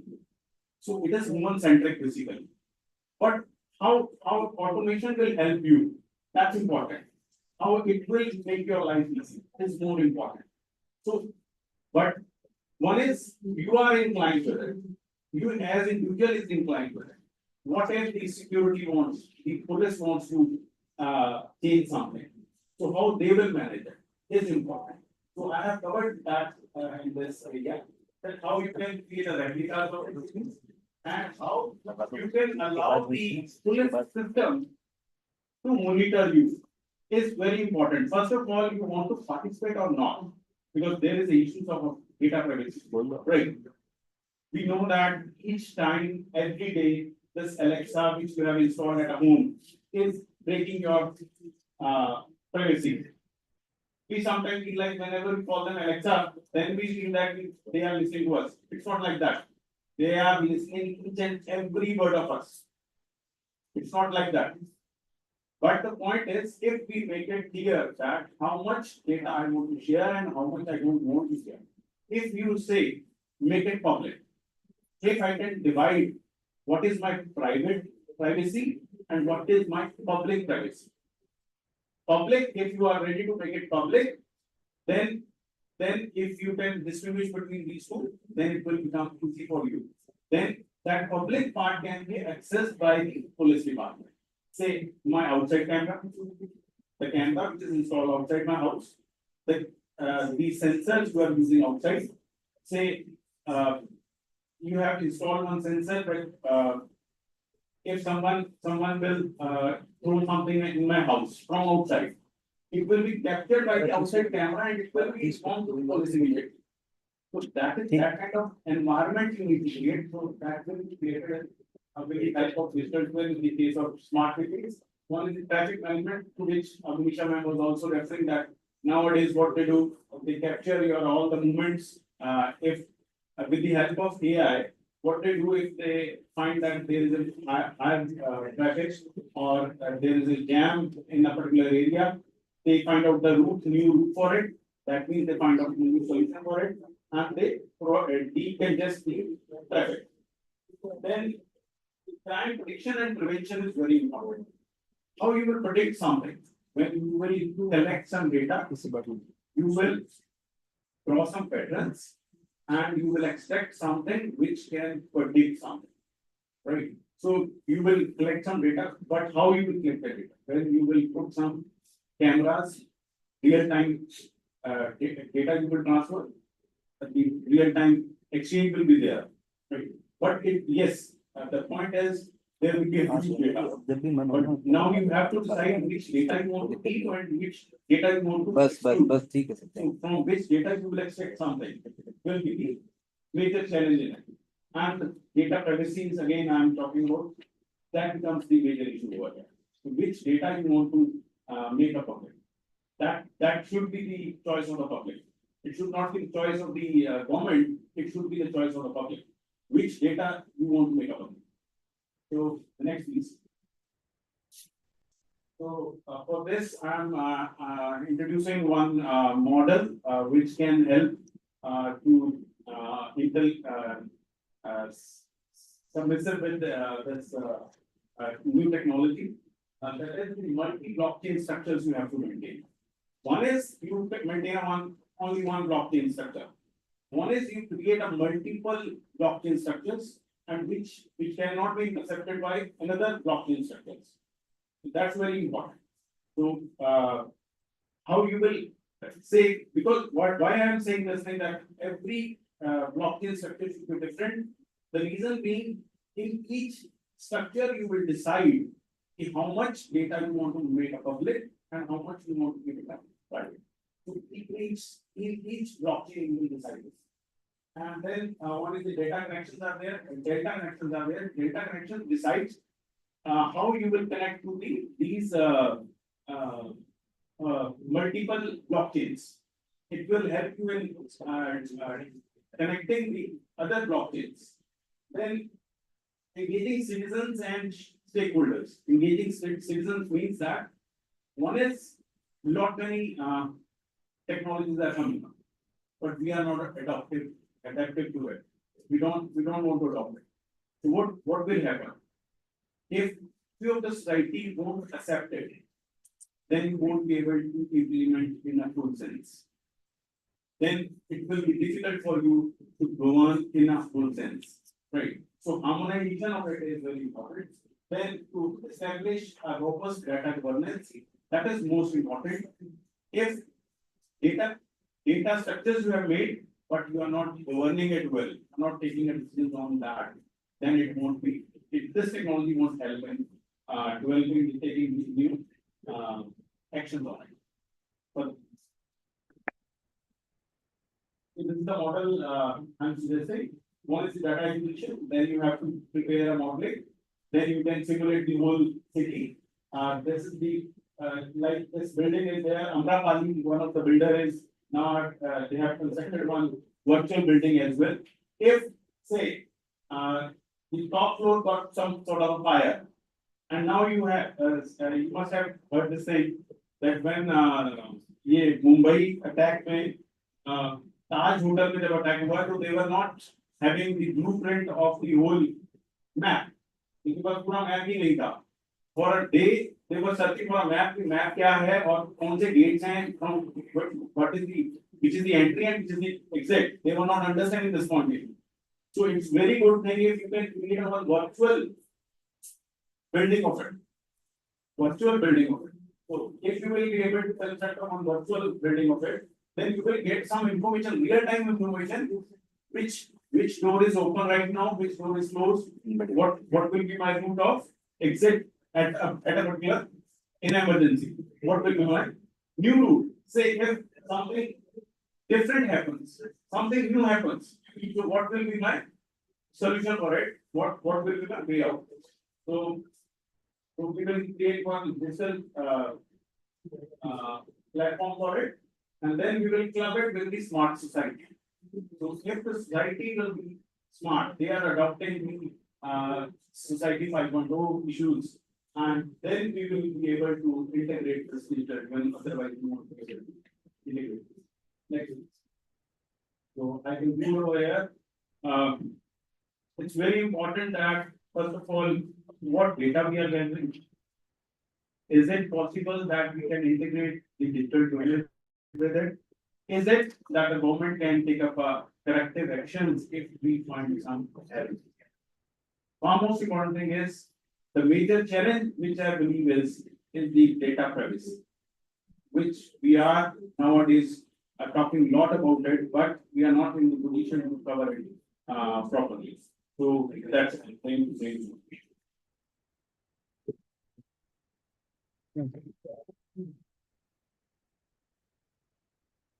So it was really a wonderful presentation. Any questions to Dr. Rajneesh? Any questions, audience from audience side also? So it was a really good concept. बहुत ही बढ़िया. Printer is actually using this technology for displaying the building as a virtual building. You said Amrapali. Yes, Amrapali has constructed one building. In that they have most important is the GE is very much engaged in it. General Economics is engaged in it, and Siemens is engaged in it, and not many other companies. Google is also engaged in it. They are trying to create a digital cities basically. So digital cities are going to the future of coming years. In the future, you will find these things common. That's very nice and very interesting, but of course it comes with a threat. You are absolutely right. That not only Alexa, but even the phone, when it is not in use, it is listening everything which we are saying. So in case we make a virtual building, everything which we are talking inside the building may go there. So that case, we have to make some restrictions also in between. But this is a very good concept and paradigms. Point is, say phone also, Alexa also gives you some sort of a settings system where you can set that what you want to share and what you don't want. Society has to decide what they want to make a public and what they want to make a private. That's it.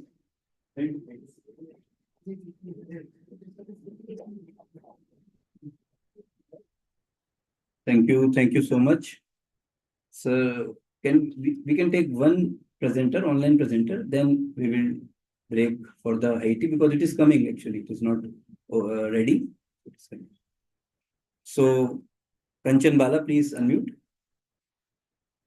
Yes, please start. Sir, I'm sharing my screen. Yes.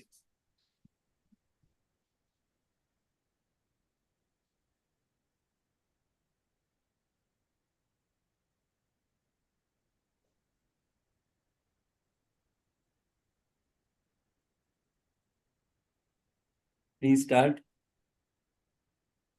The screen is visible. No, screen is not visible. You have not shared. Please click the share button.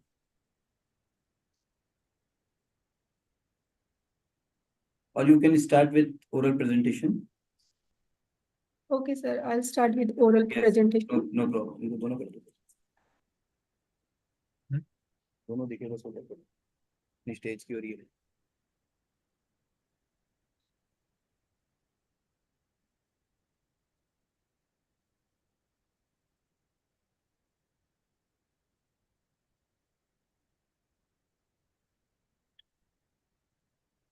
Very good afternoon to all of you. I'm Kanchan Bala from Himachal Pradesh University, Shimla. And thank you for giving me this opportunity. And my topic is a study of achievement in mathematics in relation to medium of instruction and mathematics anxiety of 8th grade students of Himachal Pradesh. Mathematics achievement is crucial for success, but influenced by various factors like language of instruction and mathematics anxiety. Am I audible? Yes, you are audible, please. Continue. Okay. This study examines these factors in Hamirpur district, Himachal Pradesh, where bilingual education is common and literacy rates are very high.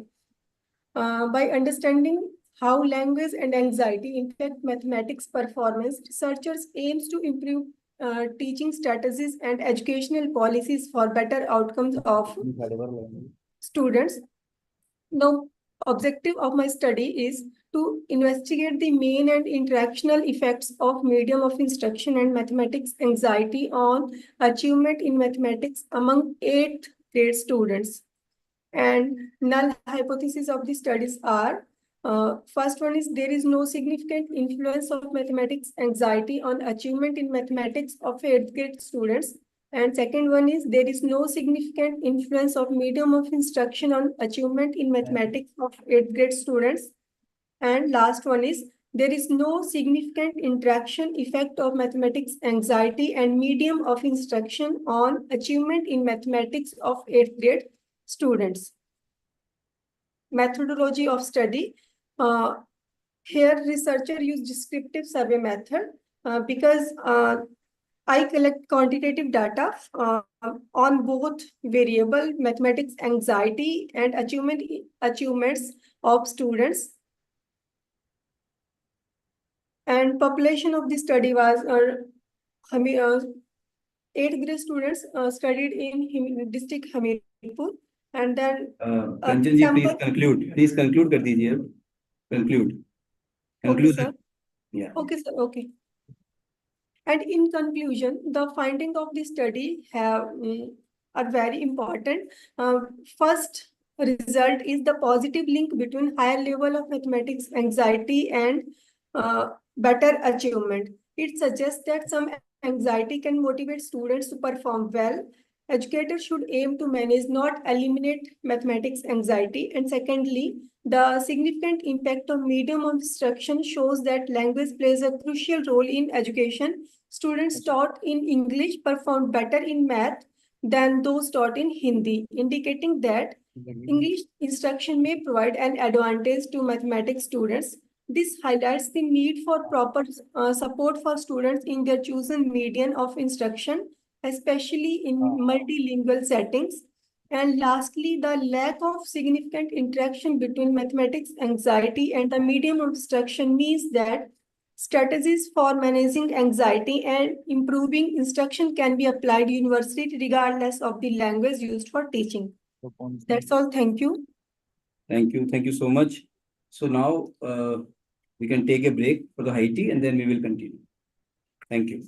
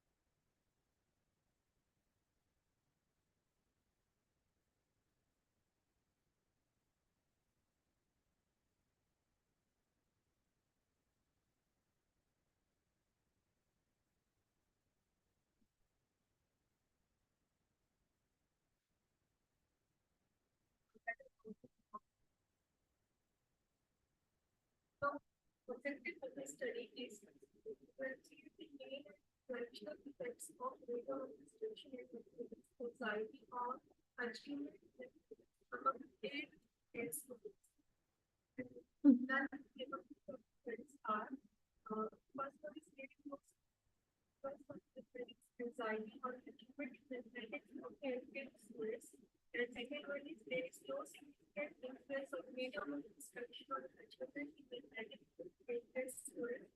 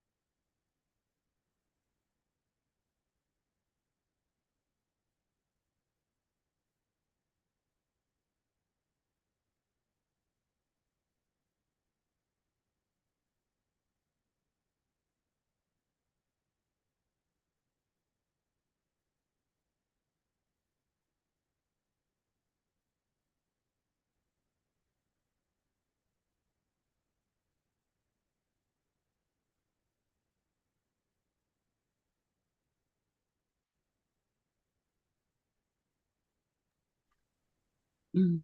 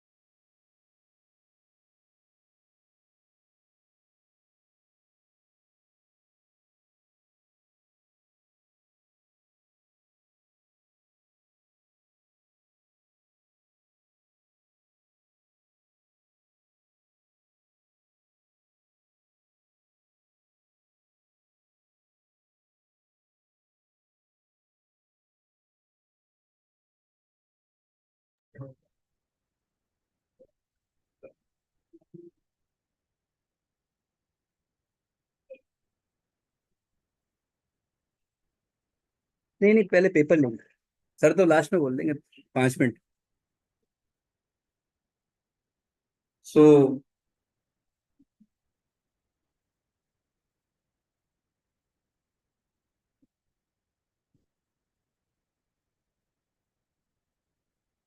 we are resuming the session.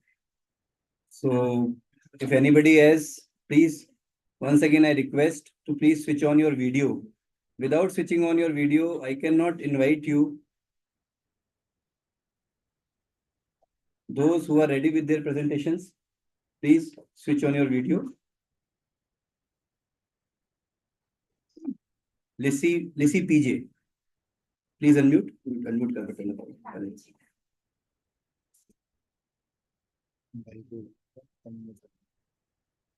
Lissy PJ, please unmute and switch on your video.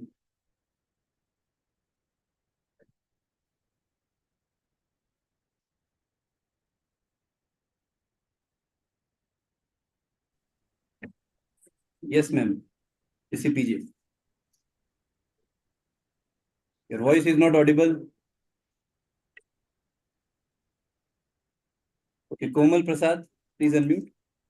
Komal Prasad. Yes, please. Are you sharing your screen? Yeah, What is the serial number? 16. 16. Okay.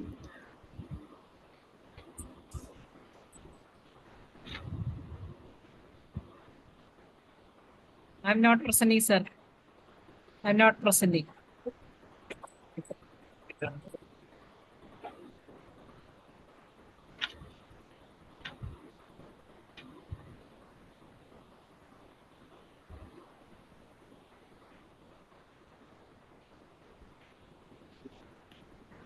Good morning, good afternoon, everyone. Thank you for inviting me in this conference. Thank you, Professor Dr. Ravikant Modi.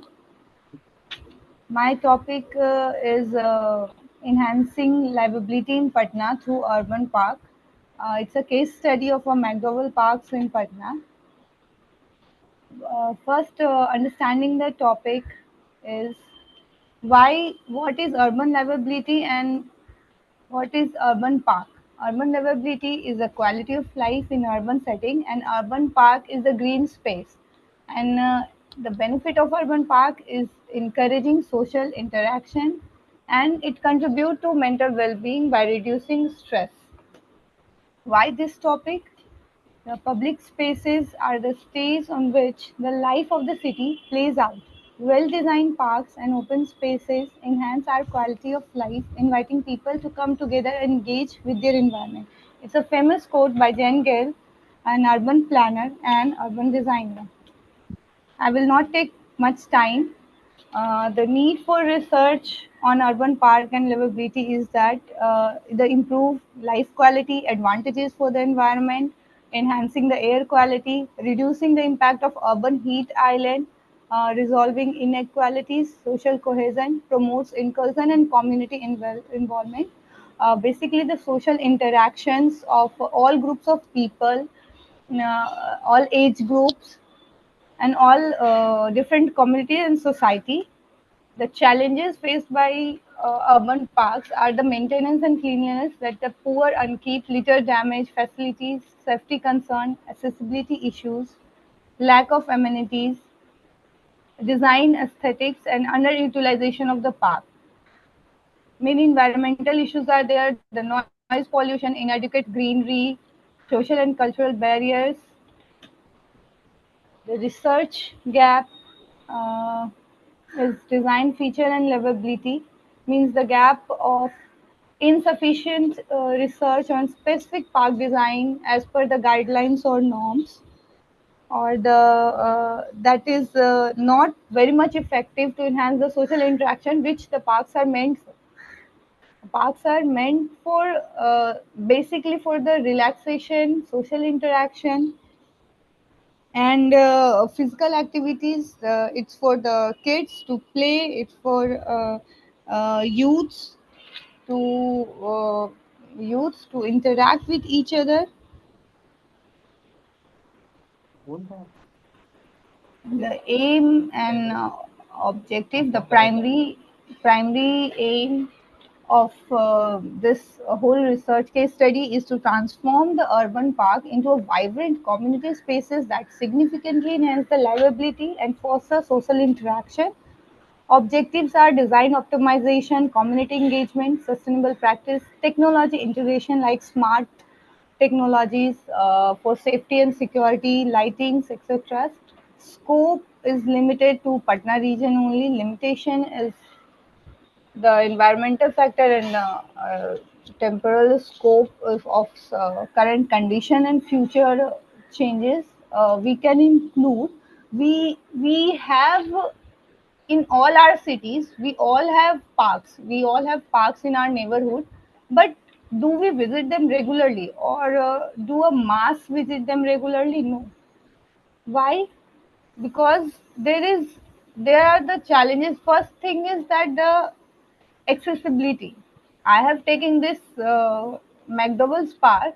I have taken this park because it is near to my house, and I chose this park because this is a linear park segmented in three parts. See, if I will, okay, jumping to the picture. If you see this picture, अपन क्या है बाद में प्रयास कर सकते हैं, otherwise क्या है बिना पिक्चर तो कुछ नहीं हो सकता ये है। if you see this picture, this is a 2012 picture taken in 2012 aerial view of this area. This is a road, and this whole central part is used for dumping garbages, parking, and it was of no use. Then it gradually developed, and this is the 1, 2, 3. These are the three segments. The park is divided, and this is the current scenario, the present picture of this green park of the Patna. There are two roundabouts, and the road connecting between these roundabouts are with of heavy traffic, and they are this park is divided into three segments. This is a median. This act as a median. This act as a median, and also neighborhood park for social interaction. You can see these pictures. This is a morning picture, so no traffic is here, but it's a very traffic prone area.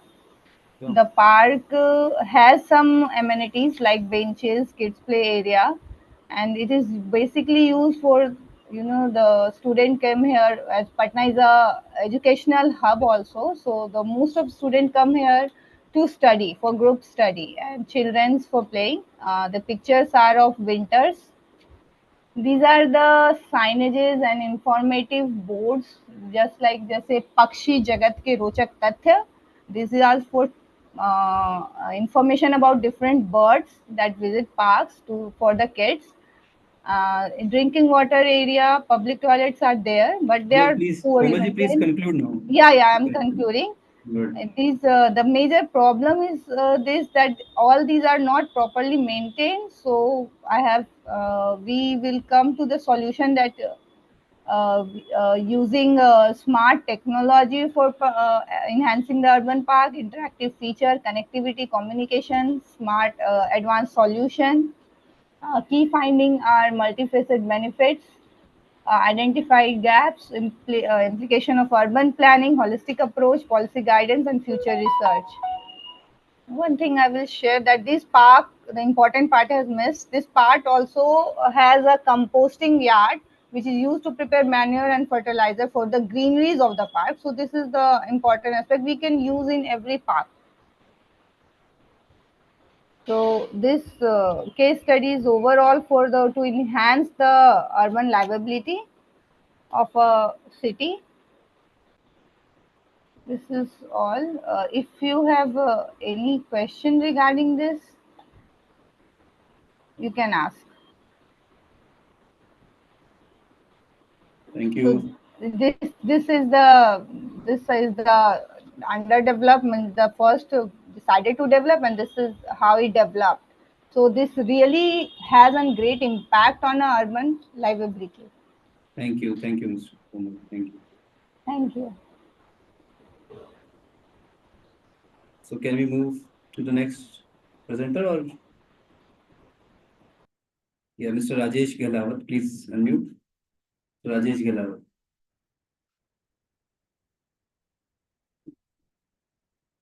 Please unmute, Mr. Rajesh Gehlawat.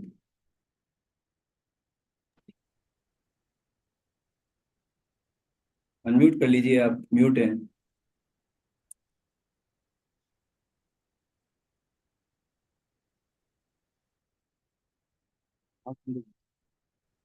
Audible? हाँ, नहीं वो बता दिया मैंने उनको, बस वही 2 सवा 2, मैं आपको 10 मिनट पहले बता दूंगा लंच का. हाँ बस ठीक, बस. हेलो, क्या देखो ऐसा है, मैं बताऊँ आपको, हमने तो अभी यहाँ पर भी किसी को इन्वाइट नहीं किया हुआ, ये अपने आप बैठे हैं. अब लेकिन सुनो, अब लेकिन ये आ जाए तो अब क्या इनको रोकूं मैं, वहां से बोलूंगा कि मत आओ, आप कुछ सोचो.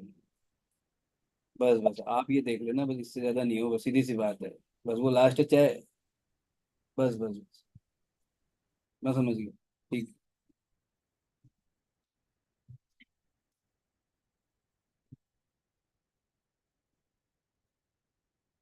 राजेश जी, आप अनम्यूट नहीं कर रहे हैं अपने आप को. अनम्यूट करिए प्लीज, अनम्यूट तो करिए.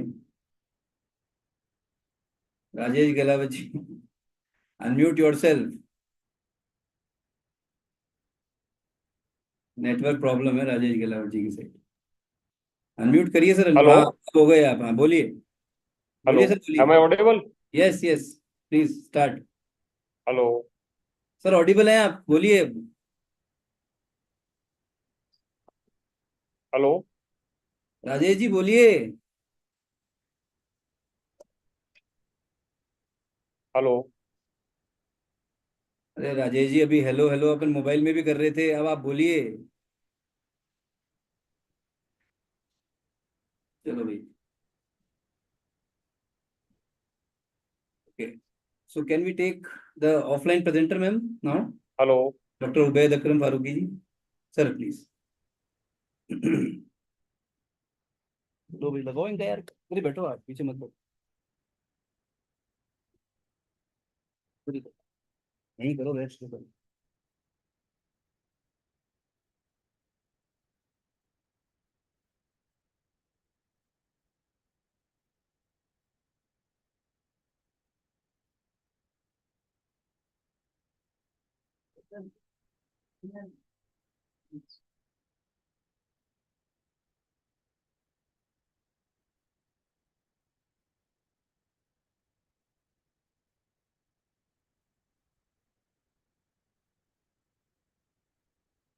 Respected dignitaries, sitting on the dais,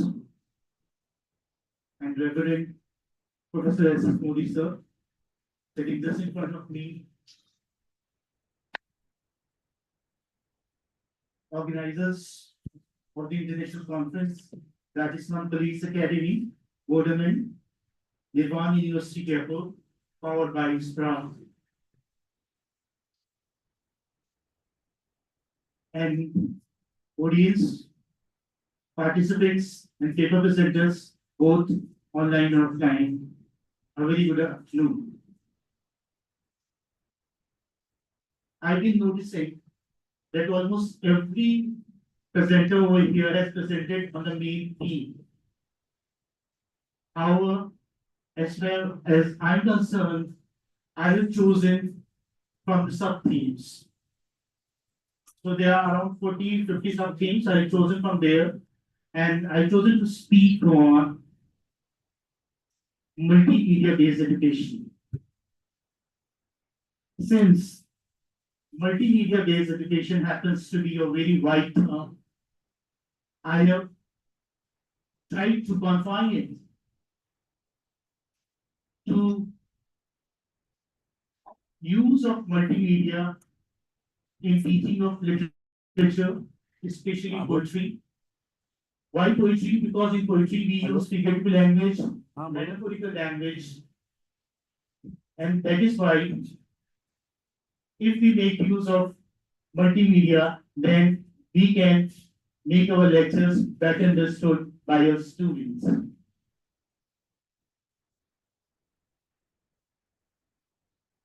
Dear audience, I come from a government college, and those who are from government colleges of Rajasthan, they know that we get students from the rural background who have a very shaky foundation in English language. And that is why for us, multimedia-based education is very important. So to begin with, I show a picture. This is kind of brainstorming. I wish to know how many of you who are here, offline participants and audiences over here, like, do you identify the person here shown in the picture? Do you know him? Okay, a big round of applause for Aarti ma'am, because she identified that he is Shakespeare, William Shakespeare, the greatest dramatist and poet of English language. Well, now Shakespeare happened to be in the 16th century. That's why his language is hackneyed, obsolete. We no longer use this language.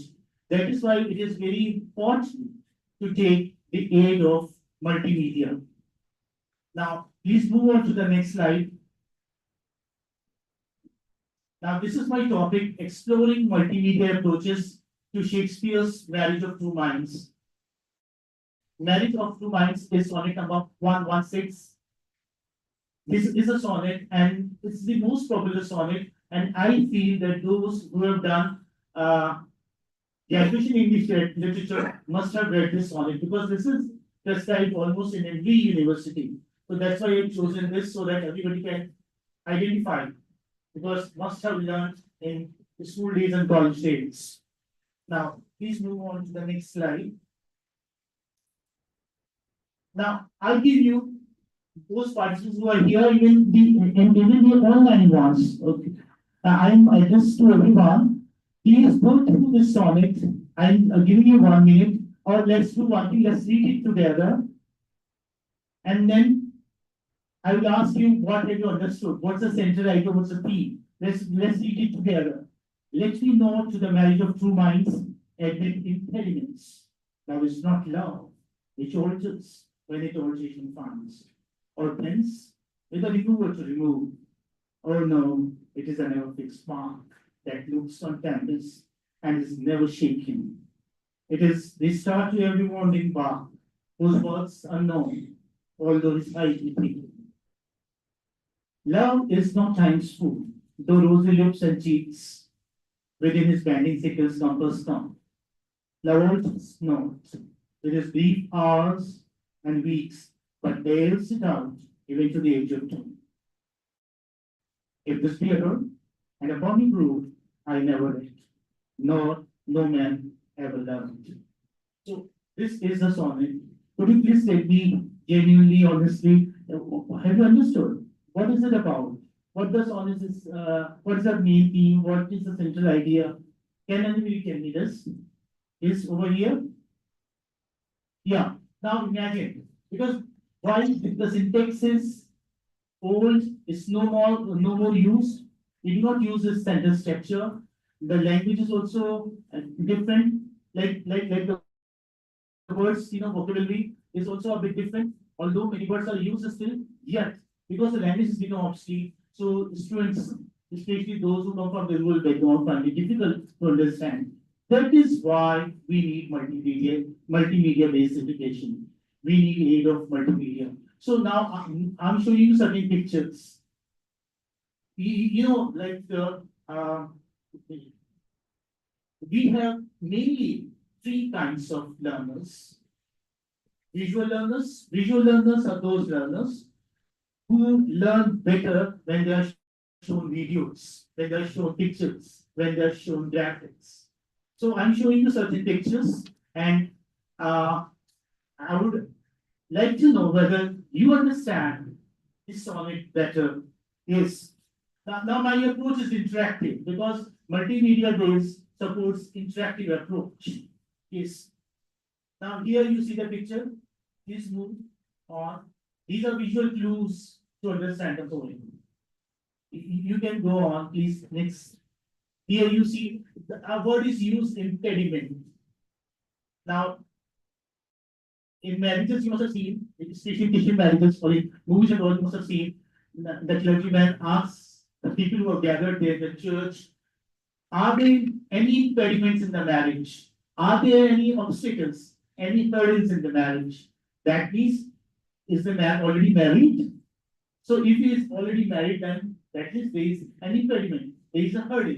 So he asks this thing. So what Shakespeare is trying to say that there are no impediments, no hurdles, no obstacles in true love. If the love is true, if the love is genuine, there is no impediment. Okay. Yes, move on to the next. Now here a marriage, Christian marriage is taking place. Move on to the next. Yes, here you again see visual clues to understand the poem. True love does not change with time. Shakespeare in this sonnet is trying to say that as you age, true love remains the same. It doesn't change. It is fixed like a lighthouse. It is fixed like a North Star. Now these are the two metaphors used. Love is ever fixed mark. Now students will not understand what is ever fixed mark. So we'll have to show them graphics. We'll have to show them pictures. The picture of the lighthouse and the picture of the North Star, that they are ever fixed mark. True love is like an ever fixed mark. Now, even if a person ages, gets old, no more has the rosy lips and rosy cheeks, and face is also wrinkled, but there is no impact of all this on true love. Although a person may lose physical beauty, yet if the people are truly loved, then there would not be any change in it. Because true love is genuine, it is stable, it is steadfast, it is unchanging. It is fixed like the North Star and the Pole Star. This is what Shakespeare thinks. So with the help of this media, multimedia, we can explain the poem, poem which was written say 500, 600 years earlier in a better manner. Otherwise, it becomes very difficult for our students to understand it.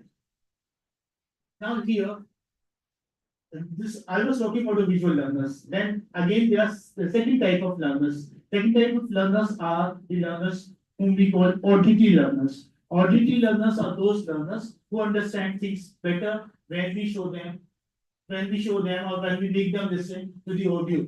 Mostly these audios are by some important person, by some actor, like Richard Burton, for example, the Hollywood actor, usually reads out the poems, and these poems are, in fact, we make our students listen to these poems, so they understand better. They understand the theme, the tune, the rhythm, and all in a better way.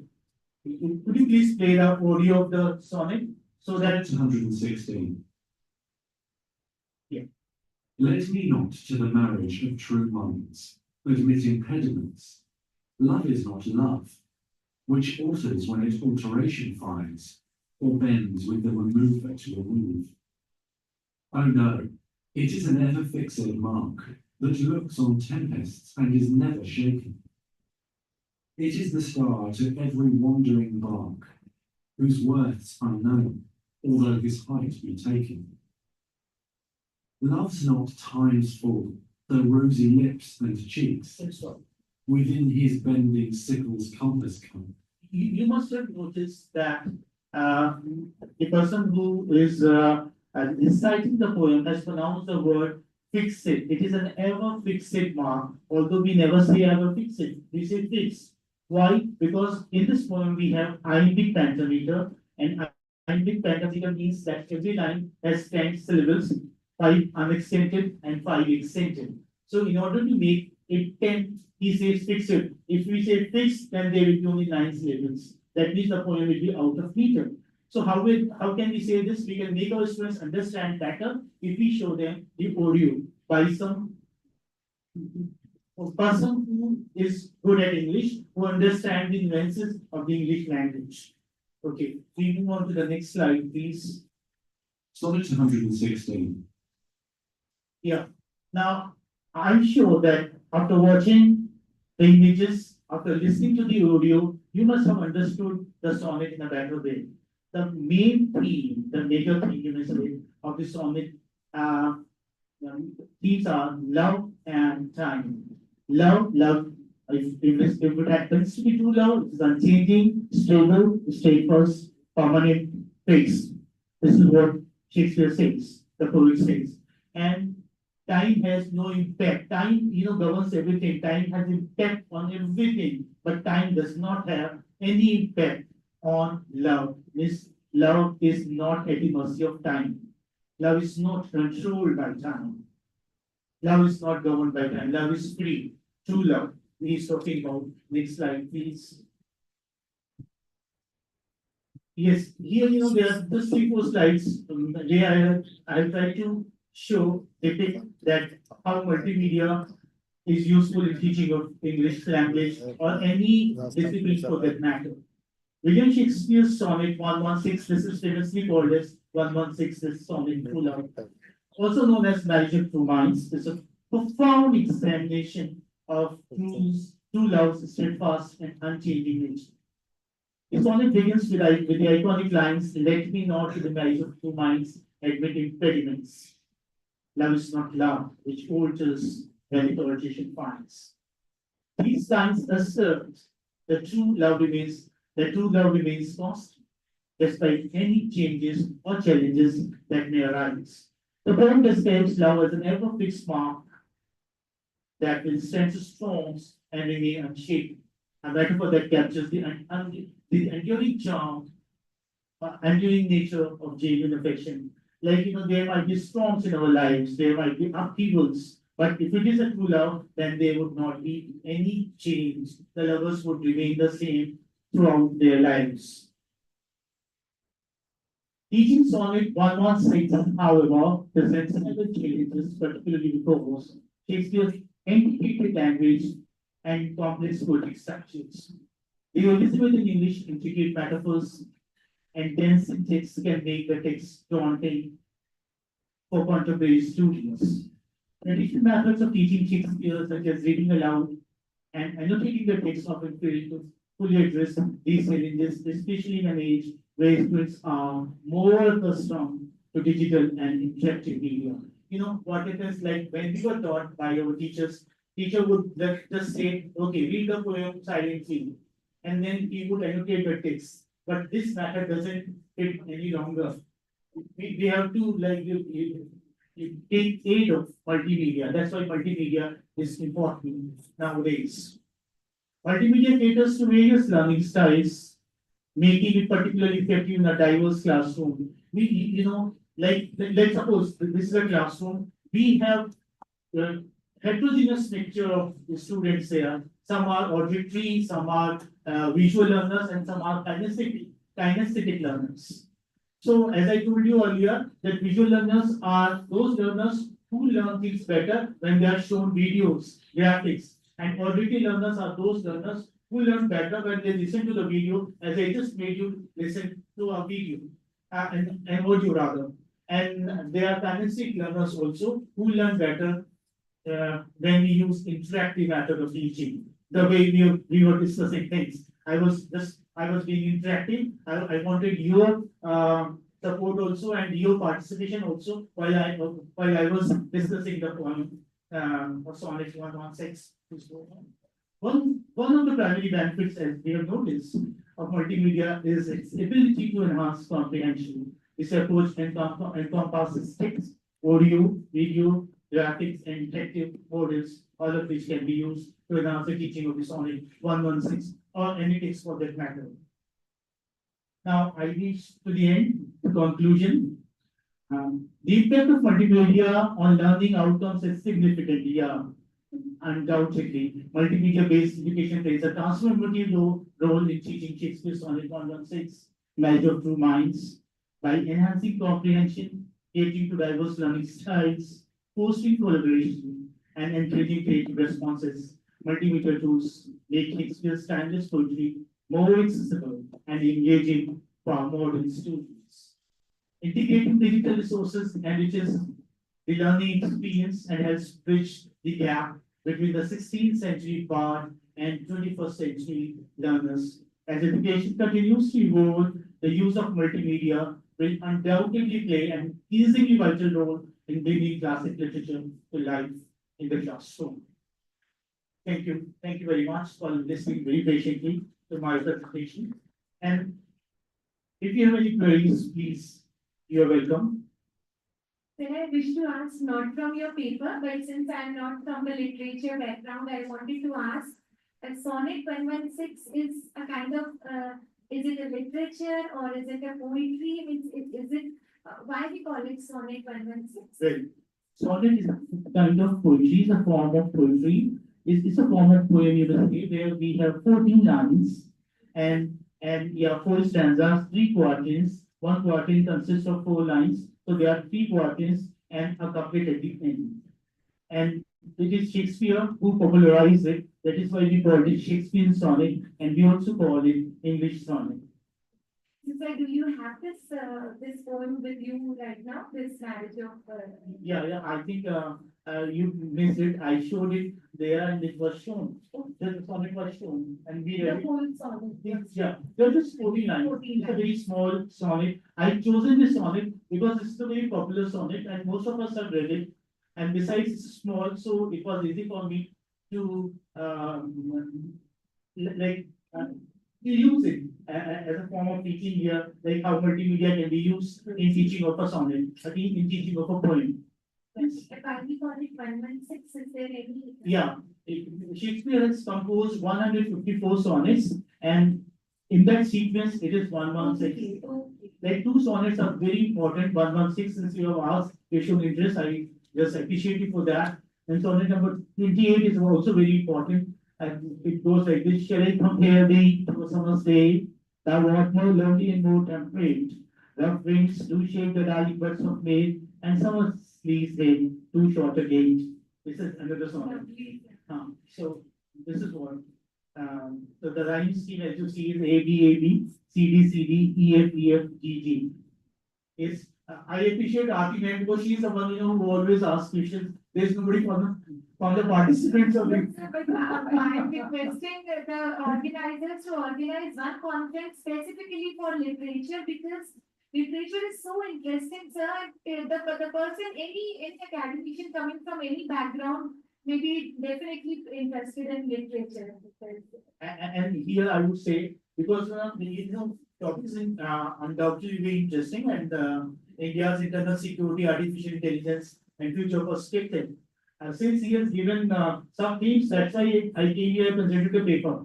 Otherwise, we find very handicapped that way, because most of the conferences are on science, artificial intelligence, and all, where we do not have any scope to present a paper. So if like you have humanities, social sciences, and all, Yes.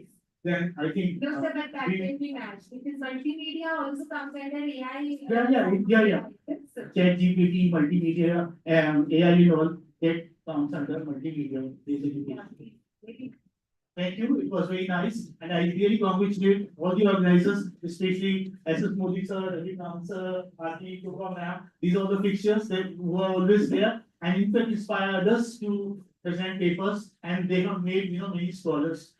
I really appreciate them. Thank you so much for giving me an opportunity. Thank you so much. I'm really sorry to all of you. Thank you, sir. So, Rajesh Galavati is a new career, Rajesh Galavati. Galavati, this is your last chance.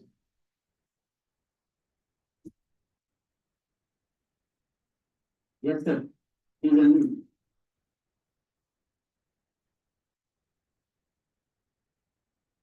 Unmute पे click करो राजेश जी आप तो unmute पे click करो हाँ तभी तो करेंगे Yes. Hello, I am audible. Yes, please. A very good afternoon to all. Myself Rajesh from Haryana. My topic is India's internal security, artificial intelligence. Artificial intelligence is a field of science concerned with building computers and machines that can reason, learn, and act in such a way that would normally require human intelligence or that involves data whose scale exceed that humans can analyze. Artificial intelligence is a broader field that covers many different disciplines, including computer science, data analytics and statistics, hardware and software engineering, neuroscience, and even philosophy and psychology. On an operational level of business use, artificial intelligence is a set of technologies that are based primarily on machine learning and deep learning used for data analytics, predictions and forecasting, objective criteria, and more. Now, how does artificial intelligence work? While the specific vary across different artificial intelligence techniques, the core principles revolves around data. Artificial intelligence systems learn and improve through exposed to vast amount of data, identification patterns, and relationship that humans may miss. This learning process often involves algorithms, which are set of rules or instructions that guide the artificial intelligence analysis and decision making.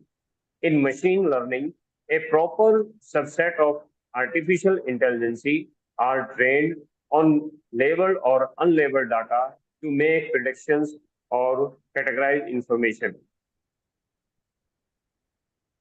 Artificial intelligence can be organized in several ways depending on stage of development or action being performed. There are four artificial intelligence. First is reactive machines, limited memory. Third is theory of mind, and fourth is self-aware. A more useful way to broadly categorize type of artificial intelligence is by what the machines can do. All of what we currently call artificial intelligence is concerned artificial's narrow intelligence in that it can perform only narrow set of action based on its programs and trainings. For instance, an artificial intelligence along with what is used for objective classification would not be able to perform natural language process. Google search is a form of narrow artificial intelligence as is prediction analytic and virtual assembly. Artificial general intelligence, that is AGI, would be the ability for a machines to sense, think, and act, just like a human. AGI does not currently exist. The next level would be artificial superintelligence, in which the machines would be able to function in all ways superior to a human. Now, artificial intelligence training mode. When business talk about artificial intelligence, they often talk about training data. But what does that mean?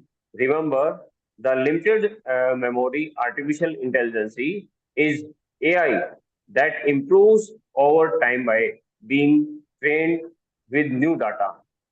Machine learning is a subset of artificial intelligence that use along with to train data to obtain results. In BORDERMAN, there are three kind of learning models are often used in machine learning. First is supervised learning, second is unsupervised learning, and reinforcement learning. Thank you, sir. Thank you very much. Thank you so much. Anybody else? who want to give presentation? Please switch on your video.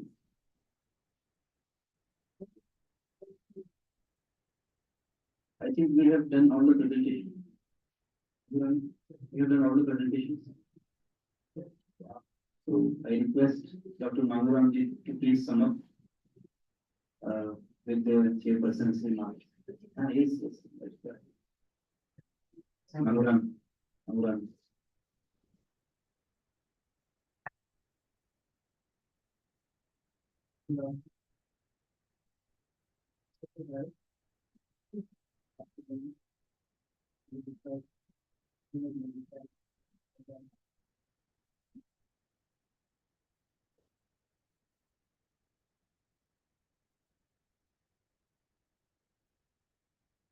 जैसे आज का जो section था उसमें कई सारी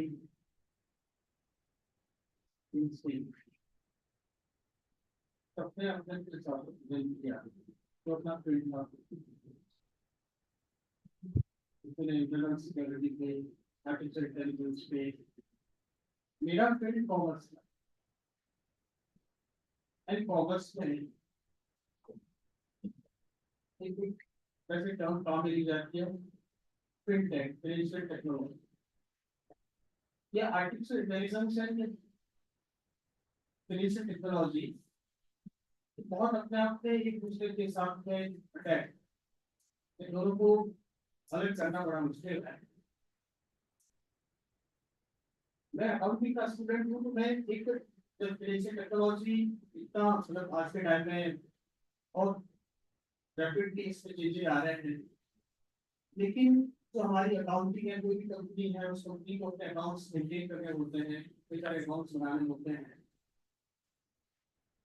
उनका जो वैसे बेस होता है वो पुराने गवर्नमेंट सिस्टम है लेकिन जब ये थर्ड एस्पेक्ट आ गया है तो आजकल हम ट्रिपल अकाउंटिंग पे आ गए क्योंकि फाइनेंशियल टेक्नोलॉजी ऐसा फील्ड है इसमें पहले मेरी जो पार्टी हुआ करती थी थर्ड पार्टी और इन्वॉल्व हो तो ऐसी कंडीशन में तो पहले अपन एंट्री पास करते थे एक इसका डेबिट होता था दूसरा इसका क्रेडिट लेकिन अब थर्ड एस्पेक्ट और आ गया है तो ऐसी कंडीशन में उसको क्या किया जाए क्योंकि फिनटेक कंपनी है वो भी अपने अकाउंट मेंटेन करेगी जैसे कई सारे ऐसे एस्पेक्ट हैं जो मैं यहाँ पे कुछ नोट करना चाहूंगा जैसे आरबीआई ने इसके बारे में एक प्रॉपर गाइडेंस इशू की है second system of 2022 digital lending guidelines जैसे कोई भी कंपनी है फिनटेक कंपनी है वो फिनटेक कंपनी मान लो लोन ऑफर कर रही है तो जो लोन देगा जो अमाउंट देगा वो बैंक या फिर एनबीएफसी होगी और बोरोवर अलग होगा लेकिन फिनटेक कंपनी मीडिएटर है तो ऐसी कंडीशन में मान लो वो डिफॉल्टर हो गया तो ऐसी कंडीशन में लायबिलिटी किसकी है वैसे यहाँ पे लायबिलिटी आरबीआई ने जो गाइडलाइन दी है की है कि जो फिनटेक कंपनी है वो फिनटेक कंपनी लायबल होगी कि वो कोई भी बोरोवर डिफॉल्ट होता है लेकिन अब यहाँ पे कंडीशन ये है कि ऐसी कंडीशन में क्योंकि फाइनेंशियल एसेट ट्रांसफर हो रही है कैश ट्रांसफर हो रहा है तो अकाउंटिंग कैसे होगी तो इसका एक इंडेक्स है इंडेक्स 109 क्योंकि आजकल जो बड़े बड़े कॉर्पोरेट्स है वो इंडेक्स बेसिस की अकाउंटिंग करते हैं अपने अकाउंट्स मेंटेन करते हैं तो इंडेक्स 109 फाइनेंशियल इंस्ट्रूमेंट्स उस बेसिस इसको रिकॉग्नाइज करके और अपनी अकाउंटिंग करेगी तो नए स्कॉलर जो आ रहे हैं उसमें अभी कई सारे स्टॉक है जिसमें काम कर सकते हैं एक ऑप्शन दिया जाता है फिनटेक कंपनी द्वारा बाय नाउ पे लेटर तो ऐसी कंडीशन में क्योंकि ये पूरा अनसिक्योर्ड लोन वैसे इसकी प्रॉपर अकाउंटिंग होती है तो और ये काम करता है प्री पेमेंट इंस्ट्रूमेंट जो प्रीपेड जैसे क्रेडिट कार्ड है उस बेसिस करता है तो जब ये लोन या जो इस टाइप का कोई ऑफर करती है कंपनी तो कैसे अकाउंटिंग होगी इसके बारे में प्रॉपर अकाउंट्स मेंटेन करना एक तरफ फिनटेक कंपनी का काम है दूसरी तरफ जो लोन प्रोवाइड करती है उसका काम एक टर्म काम मिली जाती है वैसे रेवेन्यू रिकग्निशन कम होगा, तब ऐसे वॉलेट अगर मान लो इलेक्ट्रिसिटी बिल पे करना है या क्रेडिट कार्ड का बिल पे करना है इस तरह से, या कहीं अगर कुछ पेमेंट करना है तो ई कॉमर्स या जो वॉलेट के थ्रू अपने को कैश डिस्काउंट या इस तरह से कुछ ऑफर किए जाते हैं, कैश ऑफर किया जाता है, कुछ पॉइंट्स ऑफर किए जाते हैं। तो इन पॉइंट्स की कुछ कैश डिस्काउंट की किस तरह से एंट्री हुई। वैसे इसमें एक इंडियस है 115 revenue from contract with customers. उसमें क्योंकि जो कंपनी ऑफर कर रही है उसका जो मेन मैन्युफैक्चरर है या जो प्रोवाइड कर रहा है उसके साथ कॉन्ट्रैक्ट है, तो उन दोनों के बीच में जो कॉन्ट्रैक्ट हुआ है उस कॉन्ट्रैक्ट बेसिस अकाउंटिंग होगी और फिर प्रॉपर फॉर्म में आए।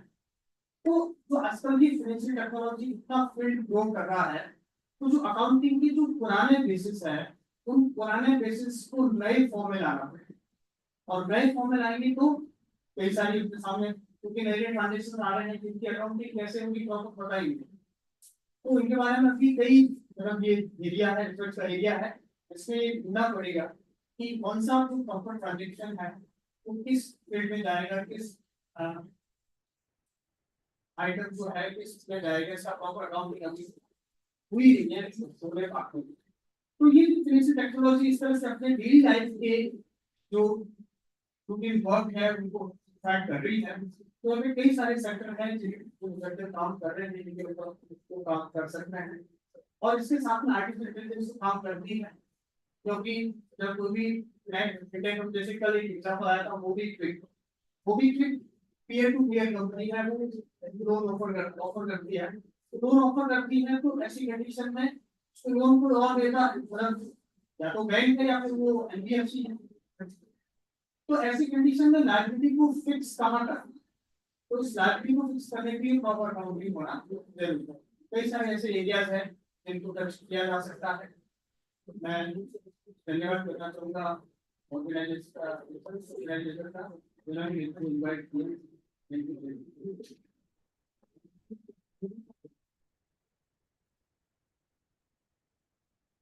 बहुत ही बढ़िया, मतलब ये तो इतना इंटरेस्टिंग टॉपिक है और ये ऐसा टॉपिक है जो हर किसी के जीवन को रोज छूता है। और मैं तो अकाउंटिंग फील्ड से नहीं आती हूँ, लेकिन मैं भी कई बार सोचती हूँ कि इतने तरीके के नए ट्रांजेक्शन होने लगे हैं आजकल, तो इसकी अकाउंटिंग कैसे की जाती है, क्योंकि जो हम एक ट्रेडिशनल रूप में जो मानते थे अकाउंटेंट करते थे उनकी तो समझ से बाहर हो गई कई सारी चीजें। तो ये भी एक बहुत बड़ा शोध का विषय है कि किस तरीके से ये जो नए ट्रांजेक्शन हमने शुरू तो कर दिए हैं, और कोविड के बाद तो स्पेशली डीमोनेटाइजेशन के बाद से ये शुरू हुआ था, जो हमने कई तरीके के लेन देन स्टार्ट किए हैं डिजिटली, तो उनकी अकाउंटिंग किस प्रकार की जाए ये बहुत। और आपने एक नया डिपार्टमेंट खोला है, मेरा सौभाग्य रहा कि मैं डॉक्टर मामूराम जी सर और डॉक्टर अशोक कुमार जी के डिपार्टमेंट में गई और वहाँ मतलब मुझे मौका मिला उनके स्टूडेंट से बात करने का, तो बहुत ही अच्छा लगा मुझे। आपका तो फिनटेक के नाम से पूरा डिपार्टमेंट है, आई एम श्योर बच्चों को बहुत आप अच्छी नॉलेज आप दे रहे होंगे, तो बहुत ही अच्छा लगा सर आपका उद्बोधन सुनकर। और सर यदि आपकी परमिशन हो तो एक और वैसे अब हम समाप्ति पर ही थे, लेकिन एक और पेपर प्रेजेंटर है वो अपना शोध पत्र पढ़ना चाह रही है, तो यदि परमिशन हो तो एक और क्लास ले। अर्चना बर्मन जी प्लीज अनम्यूट करिए।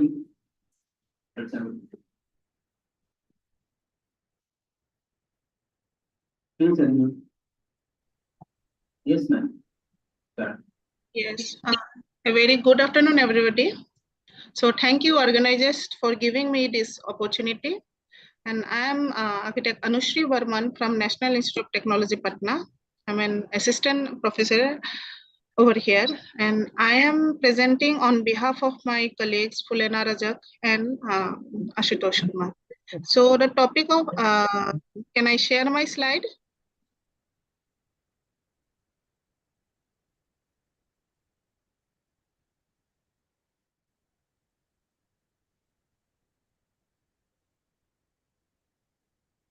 How the slide is visible?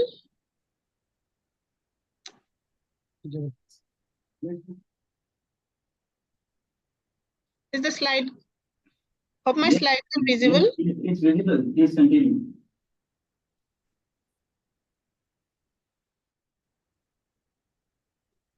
Are the slides visible? Am I audible?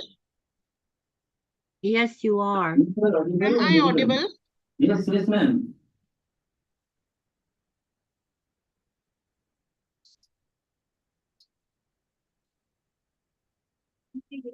Sir, am I audible?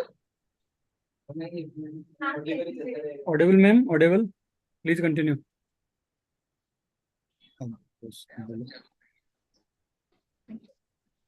So this is the conference related to the internal security, artificial intelligence, and future perspectives.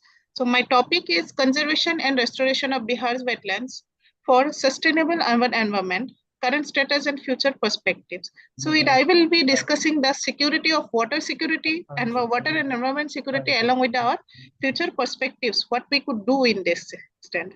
So my outline of the presentation includes the introduction of wetlands, what are the wetlands, then wetlands in Bihar, how the threats of Bihar wetlands are facing, the conservation and of wetlands, the conservation efforts being taken in wetlands of Bihar, then recommendation, future directions, and few of the case studies and the conclusion. So as we know, the wetlands are the wet areas, that wetlands are marshes, fen, pitlet or water, whether natural or artificial, permanent or temporary, with water that is static or flowing, fresh, brackish, salt, including areas of marine water, depth of which is not exceeds 6 meters of depth. So we can see how wetland means the areas where the water levels, transition between the wet area, main core water level and the where we will see as very much growth of plants and a varied ecological system. So there is a section how the wetlands are, the deep low water where there is already permanent water, and wetlands all have the characteristic with seasonal variation of water. So the objective of study is to understand there is a need of conservation of wetlands of Bihar, and overview what is going on with the wetlands of Bihar, and what are the conservation initiatives taken by the state government policies, and what could the future outlooks, and what could be the future steps that could be taken up over there for our security of our health and environment. So this wetlands of Bihar are the, as we know, it's the Indo-Gangetic plains, and we have total area of Bihar is 91,609 square kilometer, and then state lies in this latitude, and we have, as per the Wetlands Authority of India, National Wetland Atlas was made by 2010. As per it, 4.4% of the geographical area are the wetlands, and inland, among that, inland water domains at 92%, where we could have Icisaifp, hydrilla, Icisaifps are the jalkumbis, hydrillas, azolas, typha, and different type of makhanas and sinharas are actually produced over here. And as we know, the Bihar is the richest producing state of makhanas over here because of presence of the wetlands.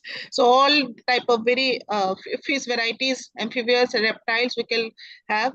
And of course, as wetlands are there, we know wetlands for migratory and resident water birds. So these are the distribution of wetlands of Bihar. Some of the major important wetlands of Bihar are, you might have been known in Kawar Lake, Badela, Kuseshwar Asthan, Gogabil, Nagi, and Nakte. Wherever all these have very beautiful water birds, migratory birds, and these few of these wetlands are coming into the flyways of Asian flyways of migratory birds. And these are winter stoppages somewhere in the Bihar, Kawar Jheel and Nagi Nakti dams. And already 3 of the wetlands of Bihar has been included into the Ramsar Convention, a list where it's for conservation.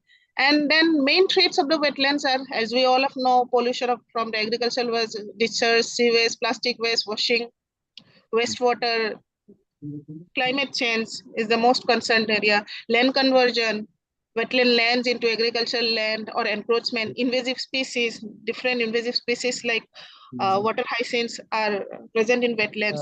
Then over extraction of water and wetland products. Unsustainable fishing and hunting, infrastructure development, and eutrophication, recreational activities, and sedimentation. These are the major concerns and threats.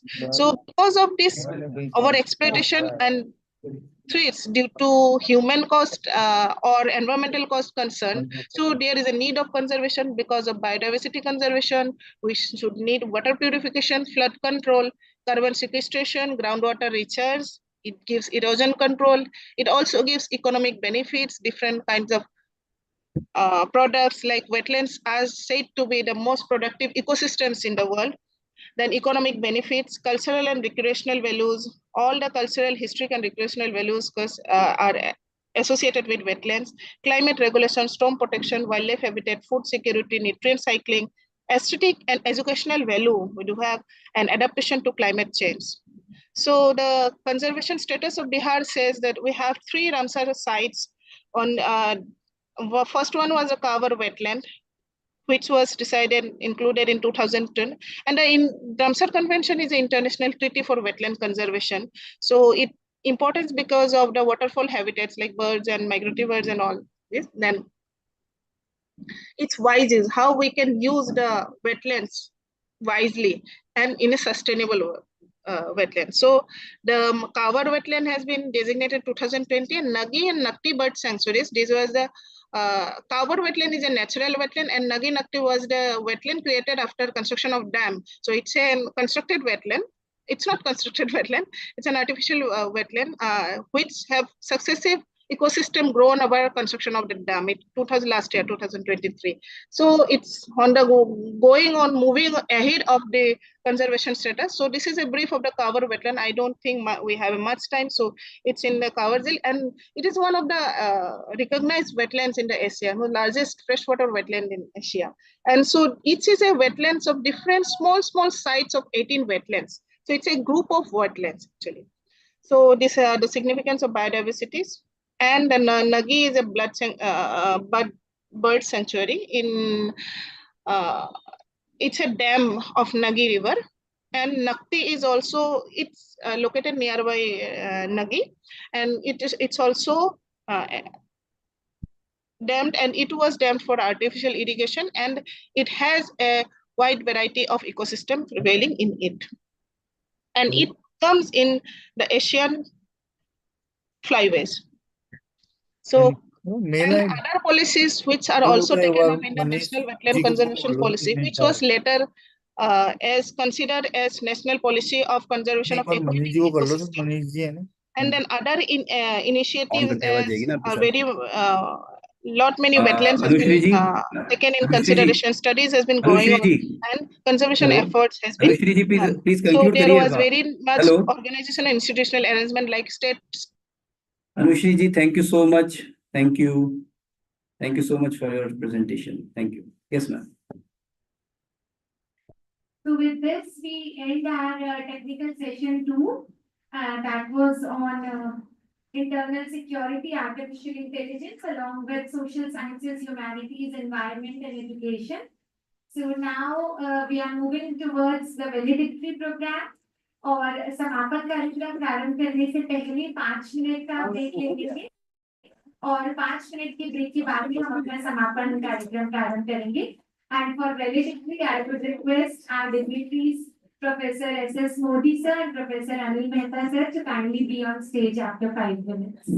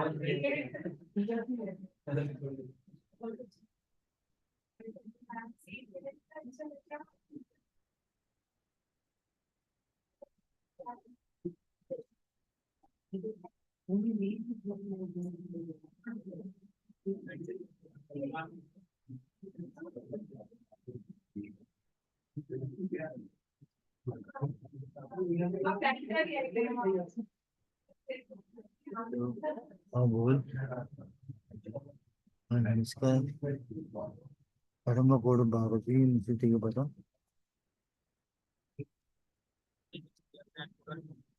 क्यों light क्यों नहीं आ रहे तो दुकान पे चाहिए दिए तेरा लिस्ट गया ना तो ना आ जाएगा कौन यार वो रवि से एक बंदा यार रवि से बात कर ले अरे बात तुम कौन में थे कोई कॉन्फ्रेंस में आयोजन दार की राजस्थान पुलिस अकेडमी ठीक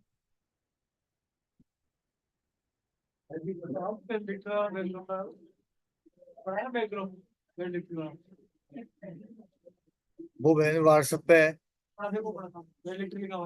ये वैलिडिटी का नहीं है यार तू दे देगी तेरे पास है क्या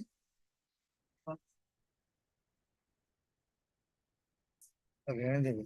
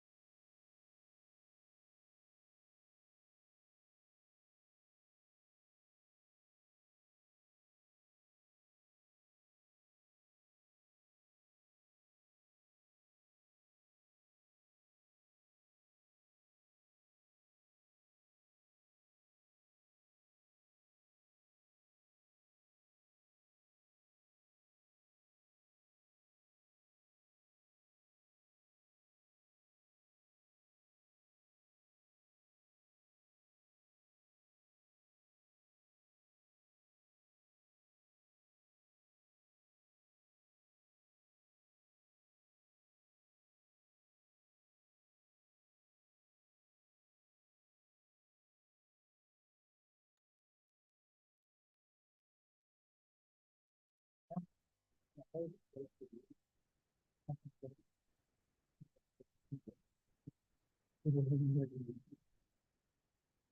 a very good afternoon to the August gathering and a warm welcome to the Valedictory program of this 2 days long international conference on India's internal security, artificial intelligence and future perspectives, being jointly organized by BORDERMAN, Rajasthan Police Academy, Nirwan University and powered by Inspira Research Association. As we reach the conclusion of this 2 days long mega event, I hope that our efforts may have added some value to the participants. हमारी छोटी सी कोशिश थी और कहते हैं ना कि मंजिल मिले ना मिले मुकद्दर की बात है, मंजिल मिले ना मिले मुकद्दर की बात है, पर हम कोशिश भी ना करें ये तो गलत बात है। तो हमने एक छोटी सी कोशिश की और आप सभी ने हमारा इस कोशिश में सहयोग किया, उसके लिए हम आपके बहुत बहुत आभारी हैं।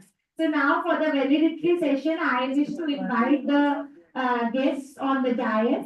And today we have a very special guest with us.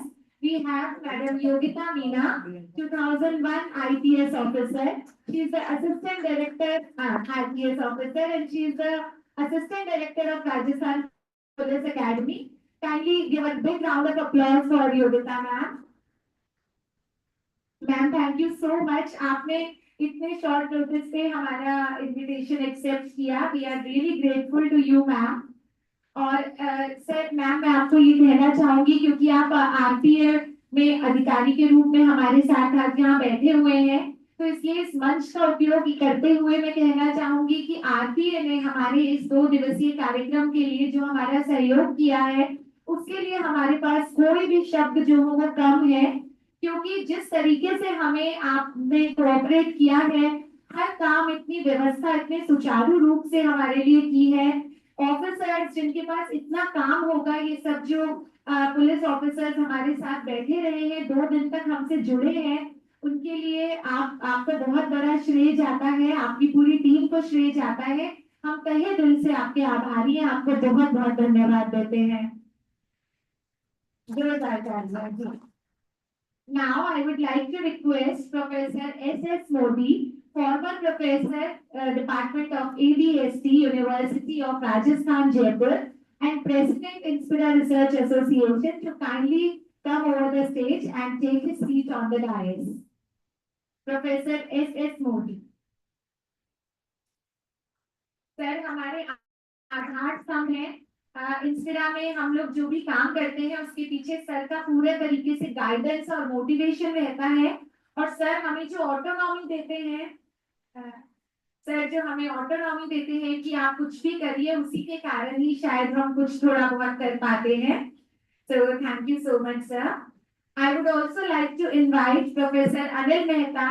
Professor Anil Mehta is the Professor of Management, School of Legal Studies, Banasthali Vidyapeeth.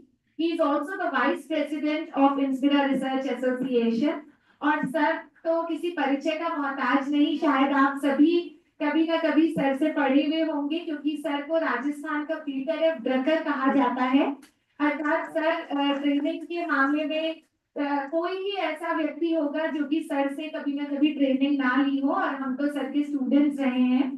तो सर आपका भी स्वागत करते हैं आज इस मंच पर। और मैं चाहूंगी कि आप चेक करें यदि राणा सिंह सर जी सर हमसे जुड़े हैं, तो आज के वैलिडिक्टरी के कार्यक्रम के लिए प्रोफेसर राणा सिंह सर भी हमारे साथ हैं, यदि जुड़े हो तो हो सकता है कि वो कुछ ही समय में हमसे जुड़ जाएं। और अब मैं एक बहुत ही महत्वपूर्ण शख्स को मंच पर आमंत्रित कर रही हूँ, प्रोफेसर रविकांत मोदी। नहीं सर, बिल्कुल महत्वपूर्ण है आप, क्योंकि देखिए एक होता है प्लानर और एक होता है एग्जीक्यूटर, तो दोनों का ही रोल बहुत महत्वपूर्ण है। और प्रोफेसर आर के मोदी सर का एग्जीक्यूशन का जो काम है उससे ज्यादा जो है कोई बड़ी बात नहीं हो सकती। इनका एग्जीक्यूशन इतना परफेक्ट है और हर तरीके से तकनीकी या फिर सारे पार्टिसिपेंट से बात करना, सारे पार्टिसिपेंट से पेपर कलेक्ट करना, पब्लिश कराना, ये सभी कार्य में सर हमारे साथ बिल्कुल दिन रात सर लगे रहते हैं। तो सर का परिचय देना चाहूंगी। सर डीन और प्रोफेसर हैं school of commerce and management निर्वाण यूनिवर्सिटी जयपुर में, और साथ ही सर जनरल सेक्रेटरी हैं इंस्पिरा रिसर्च एसोसिएशन के, और इस कॉन्फ्रेंस के कॉन्फ्रेंस ऑर्गेनाइजिंग सेक्रेटरी हैं। तो सर आपका भी स्वागत है।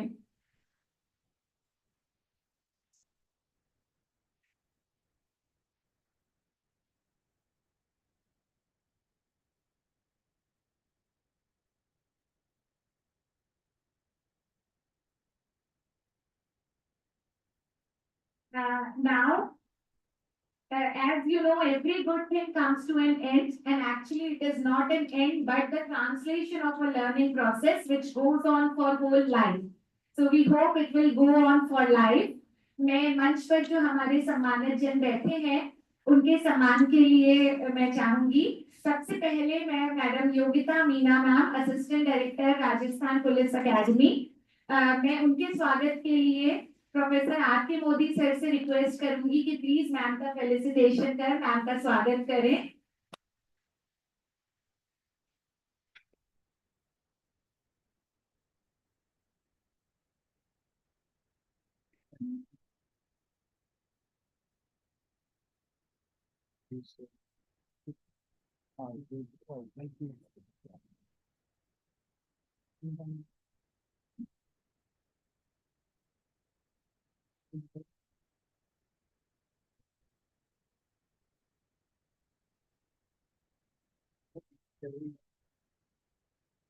और अब मैं अनुरोध करूंगी डॉक्टर मांगूराम सर से, जयनारायण व्यास यूनिवर्सिटी जोधपुर से हमारे साथ पधारे हैं, कि वे मंच पर आए और इंस्पिरा रिसर्च एसोसिएशन के प्रेसिडेंट अध्यक्ष महोदय जो हैं प्रोफेसर एस मोदी साहब, उनका स्वागत करें।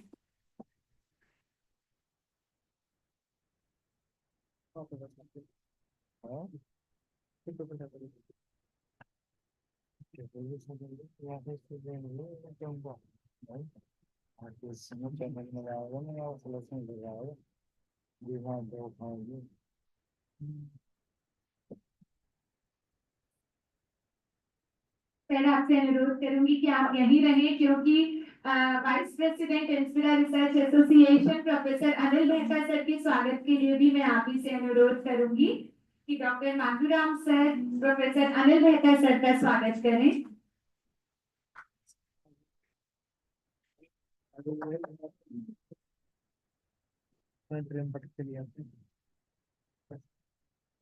सर एक अनऑफिशियल बात मंच के माध्यम से बोल रही हूँ, आपको जो उपरना उड़ाया गया है उसका रंग बहुत सुंदर है, और सबसे सबसे खूबसूरत उपरना, सबसे कलरफुल उपरना, कलरफुल पर्सनैलिटी को उड़ाया गया है।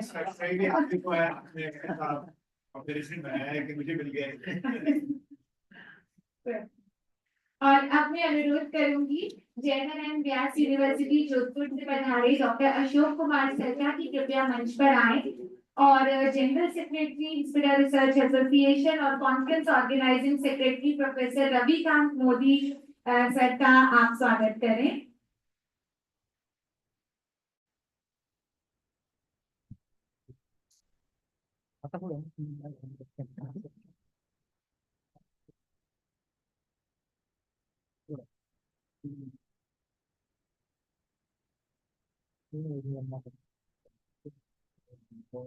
दो दिन तक कुछ वार्ताएं हुई है, लोगों ने अपने ओपिनियंस, अपने व्यूज रखे हैं, अपने विचार रखे हैं।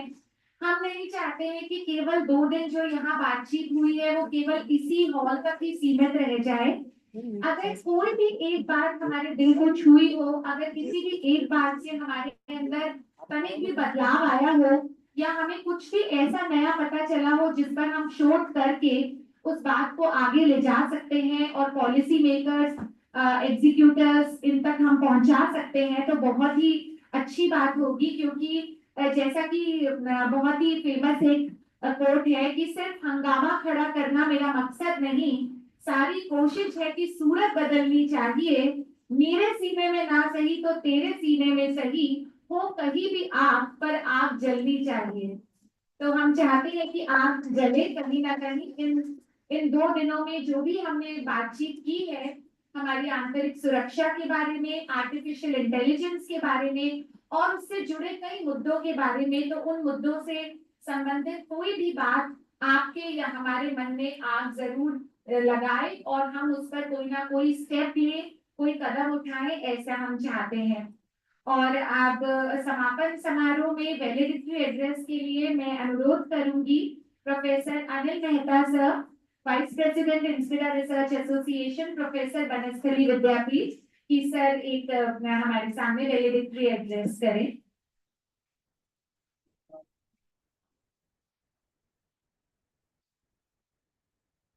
Each guest of this Sanitary Commission, Madam Yogi,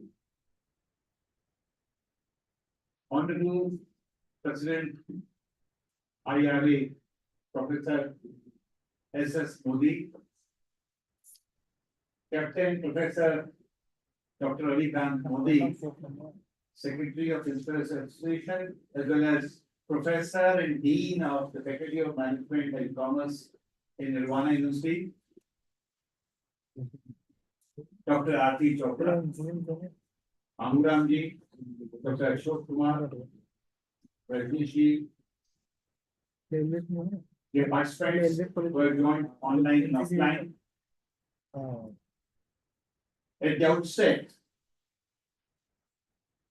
we are really thankful to Rajasthan Police Academy and Nirvana University, who have joined hands to organize this wonderful 2-day international conference powered by Inspira Association. Since yesterday, we have been listening to participants on wide variety of subjects, right from internal security, social issues, commerce, management, recent trends, and particularly artificial intelligence. Friends, we are today living in the VUCA world. What this VUCA is? V stands for volatility. Today, be it political environment, social environment, legal environment, and technological environment, pace of change is very fast. And particularly when we talk about technology, it is rightly said that changes are taking place in such a fast speed that there is a knowledge or information technology revolution.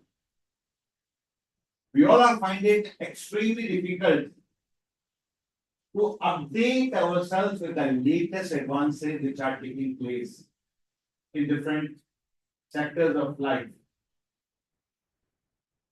And certainly, conferences like this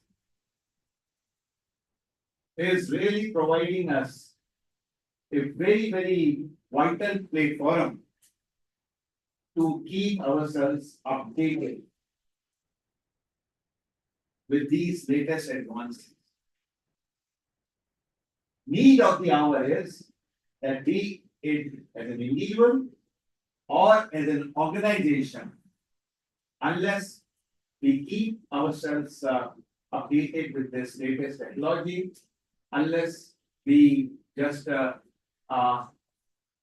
focus on reskilling, upskilling, and multi-skilling, it would be quite difficult to survive in this highly competitive environment. That is B. C stands for complexity. Earlier, life used to be quite simple, but because of this technology, new tools and techniques, life has become quite complex and sophisticated. And of course, there is no option. Because changes are taking place in technology and changes will certainly be taking place in future. A stands for ambiguity. In fact, we are not sure about the future. With the help of technology, we can take lot many decisions. Decision making models are available, tools are available, but still we are living in the atmosphere of quite ambiguity.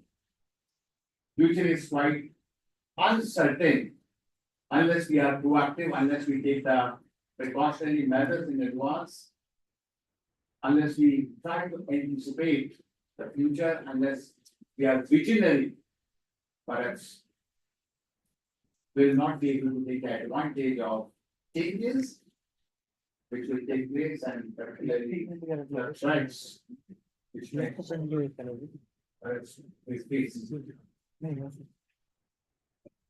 So that is also quite important.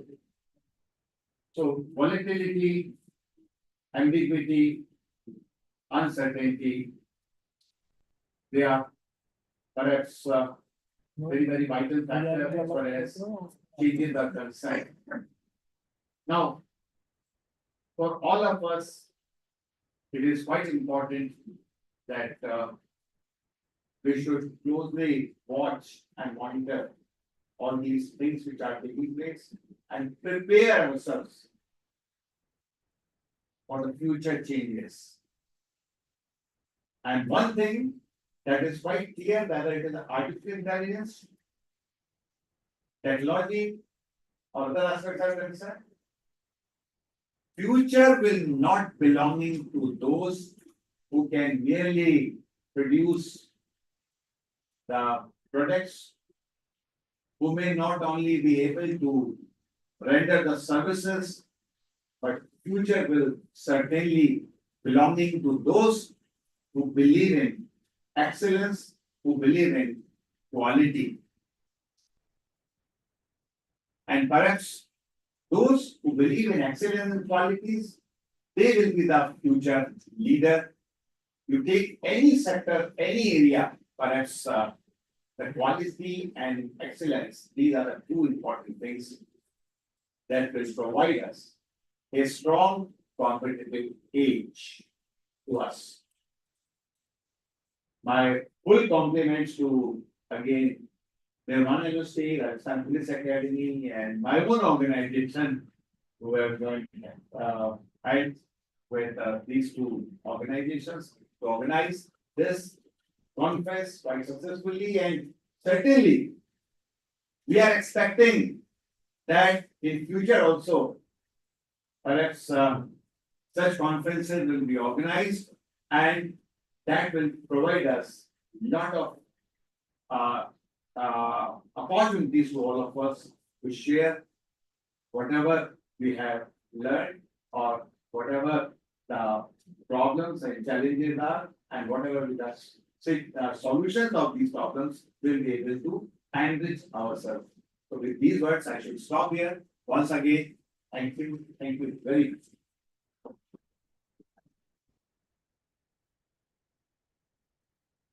So thank you so much. Very well, you have discussed about the VUCA world. The world is not easy and simple as it was few years back, and we all have to keep the pace with the world so that we don't just stay at one place, and the world is running at a very fast pace. So beautifully you have summed up the conference, and now I would request Professor S.S. Modi sir to kindly speak a few words, as it is a valedictory program, and he is the pillar of our, the whatever work we do just because of his motivation. So I request sir to kindly speak a few words.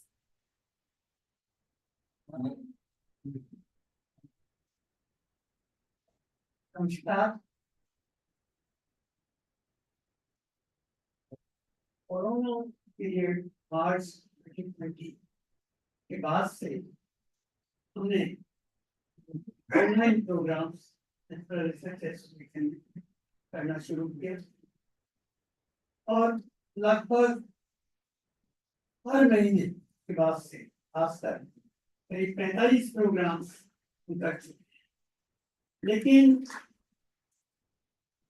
ये जो programme हुआ है Rajasthan police academy के साथ, Borderman संस्था के साथ और निर्वाण यूनिवर्सिटी के साथ, अब तक जो प्रोग्राम किए एकेडमिक इंस्टीट्यूशन के साथ, लेकिन ये एक बहुत नया एक्सपीरियंस हमारे लिए रहा और इतना सुखद अनुभव है कि यहाँ जो कॉन्फ्रेंस हमने कराई है इतनी वेल मैनेज्ड और इतनी सिस्टमेटिक तरीके से हुई और जो टॉपिक भी लिया गया आर्टिफिशियल इंटेलिजेंस, आज ये प्रत्येक के जीवन से जुड़ा हुआ टॉपिक है।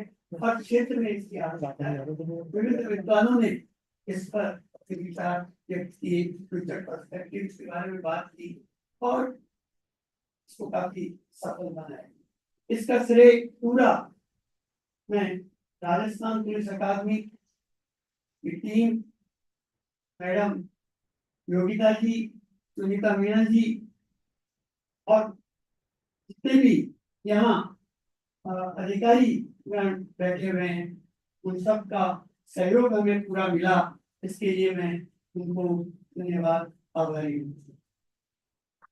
बाहर से, जोधपुर से, कोटा से, रियाद से, यूएसए से, बाहर से अनेक विद्वान यहाँ पधारे। अलवर से प्रोफेसर फारूकी, दिल्ली से प्रोफेसर क्लेर साहब, जोधपुर से प्रोफेसर मामूराम जी, प्रोफेसर अशोक कुमार जी, ये सब पधारे और अपने कंट्रीब्यूट किया इस कॉन्फ्रेंस में। मैं उनको भी, उनका भी आभार प्रकट करता हूँ और धन्यवाद देता हूँ। जितने भी पार्टिसिपेंट्स ने ऑनलाइन ऑफलाइन यहाँ प्रेजेंट किया, सभी ने अपना अपना कंट्रीब्यूट किया है और जिनको अब पुरस्कार मिलेंगे उन सबको मैं अग्रिम बधाई देता हूँ। मेरा मानना है कि इस तरह की कॉन्फ्रेंसेज समय समय पर होती रहनी चाहिए और इसमें सबको अपने विचार व्यक्त करने का मौका मिलना चाहिए और सब इससे कुछ न कुछ नया सीखते रहते हैं। इसी में हमें काफी प्रसन्नता होती है। मैं इस अवसर इतना ही कहता है, धन्यवाद।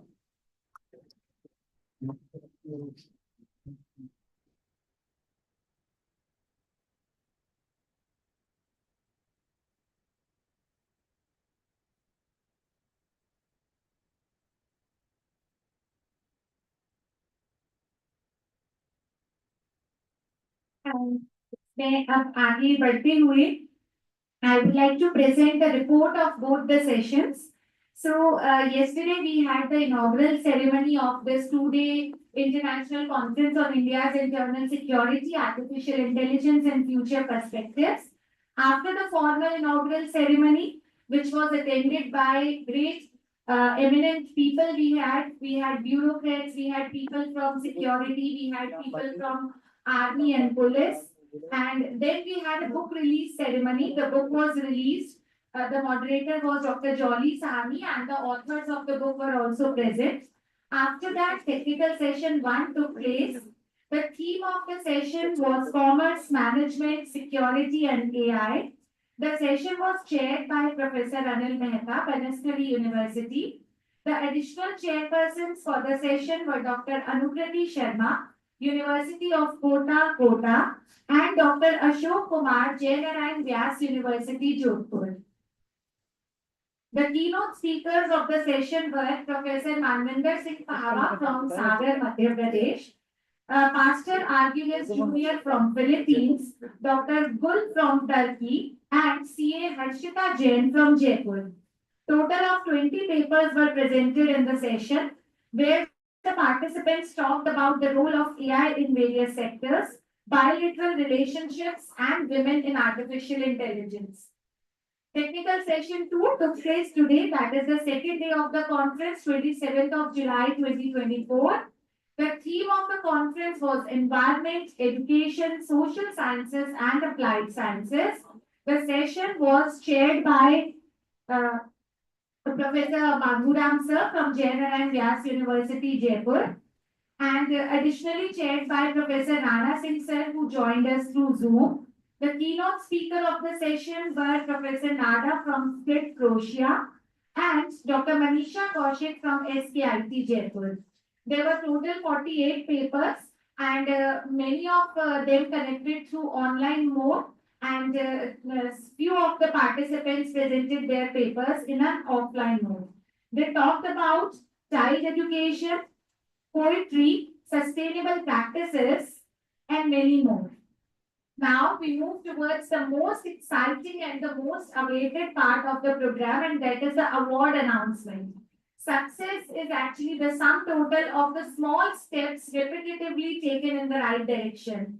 And obviously, these awardees have taken these small steps in a very right direction, and that too consistently. So I wish to announce the best paper awards for both the days.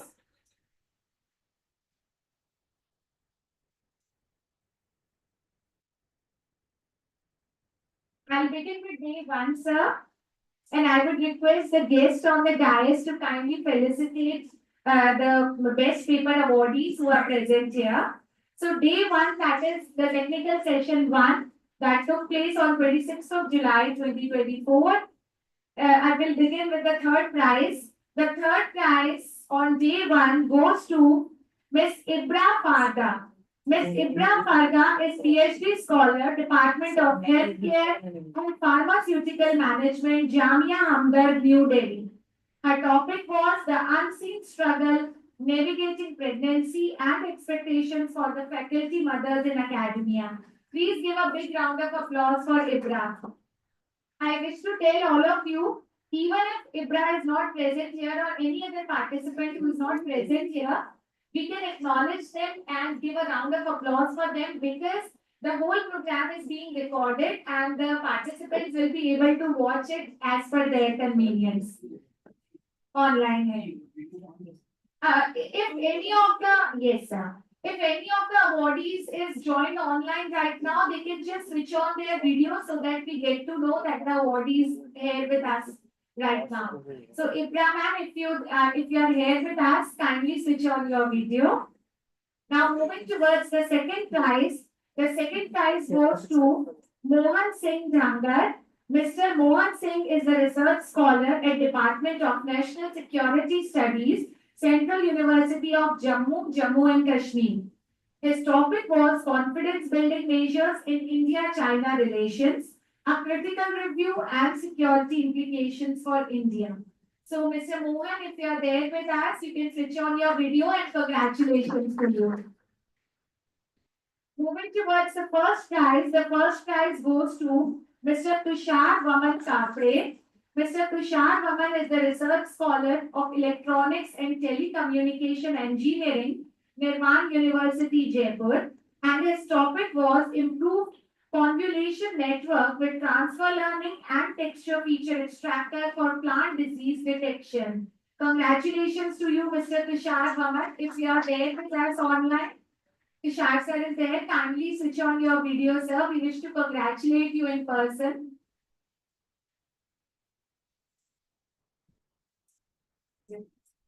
आप ask करके देख लीजिए, unmute करके तुषार जी को unmute कर लीजिए.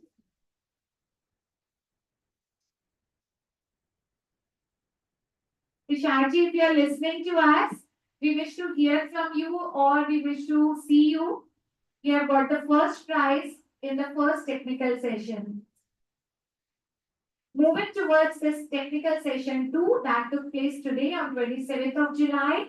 We'll begin with the third position, and this time we have 2 winners on third position. The first winner on third position is Ms. Komal Prasad. Ms. Komal Prasad is the research scholar at Department of Architecture and Planning, NIT Patna, National Institute of Technology, Patna. Ms. Komal, if you are there with us, you can switch on your video. The topic of Ms. Komal was enhancing livability in Patna through urban parks, a case study of McDowell's Park at Patna. Congratulations, Ms. Komal. Another winner on third position is Dr. Rajesh Gehlawat. Dr. Rajesh के अलावा is associate professor at Sri Ellen Hindu College, Rohtak. And his topic was India's internal security and artificial intelligence. Dr. Rajesh ke alawa, you can switch on your video if you're there with us. Okay, so now moving towards second position. On second position, I would request Dr. Ubaid Akram Farooqi, Professor, Department of English, DSR Government Arts College, Alwar, to kindly come up on the stage and receive his prize. He has got second prize, and his topic was exploring multimedia approaches to Shakespeare's Marriage of True Minds. That was a pretty interesting topic, and the presentation also was very well defined. So we congratulate Dr. Ubaid Akram Farooqi for receiving second prize in today's session.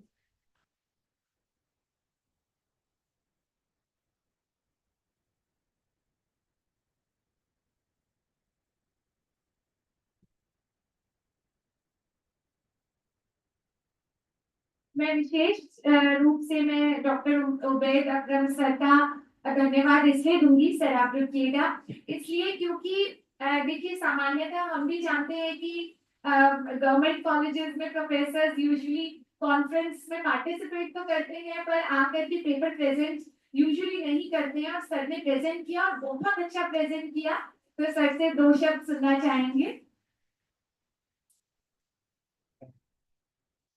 I feel really highly grateful, deeply rewarding to all the organizers of this international conference for acknowledging my potential and rewarding me the second prize in the second technical session. I'm very thankful to all of you, and it was really a pleasure and honor coming here and presenting a paper. I appreciate everyone, especially Adi Joga ma'am. She is the one, she enters the program and she keeps everybody captivated throughout the sessions. So not only her, but everybody who is sitting here on the days, they are all great scholars.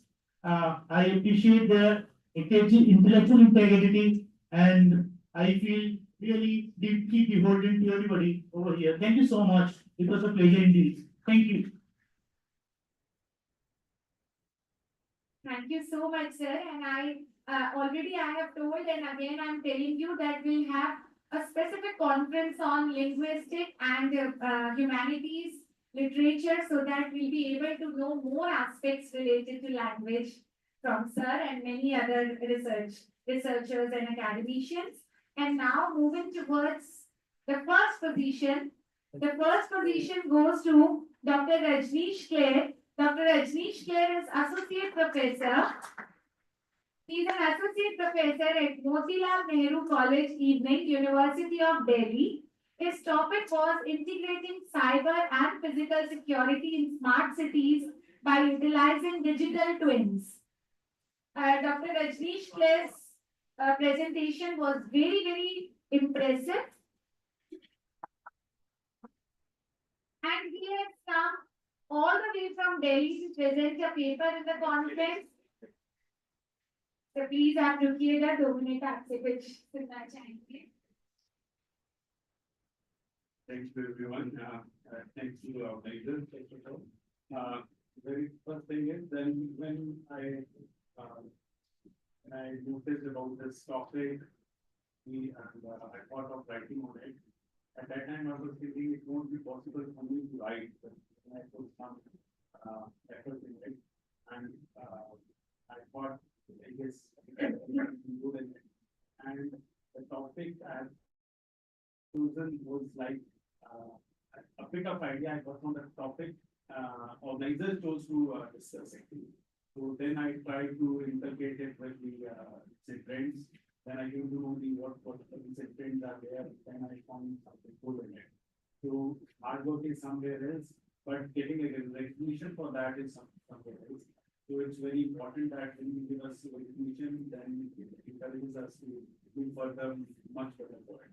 Thank you. Thank you so much.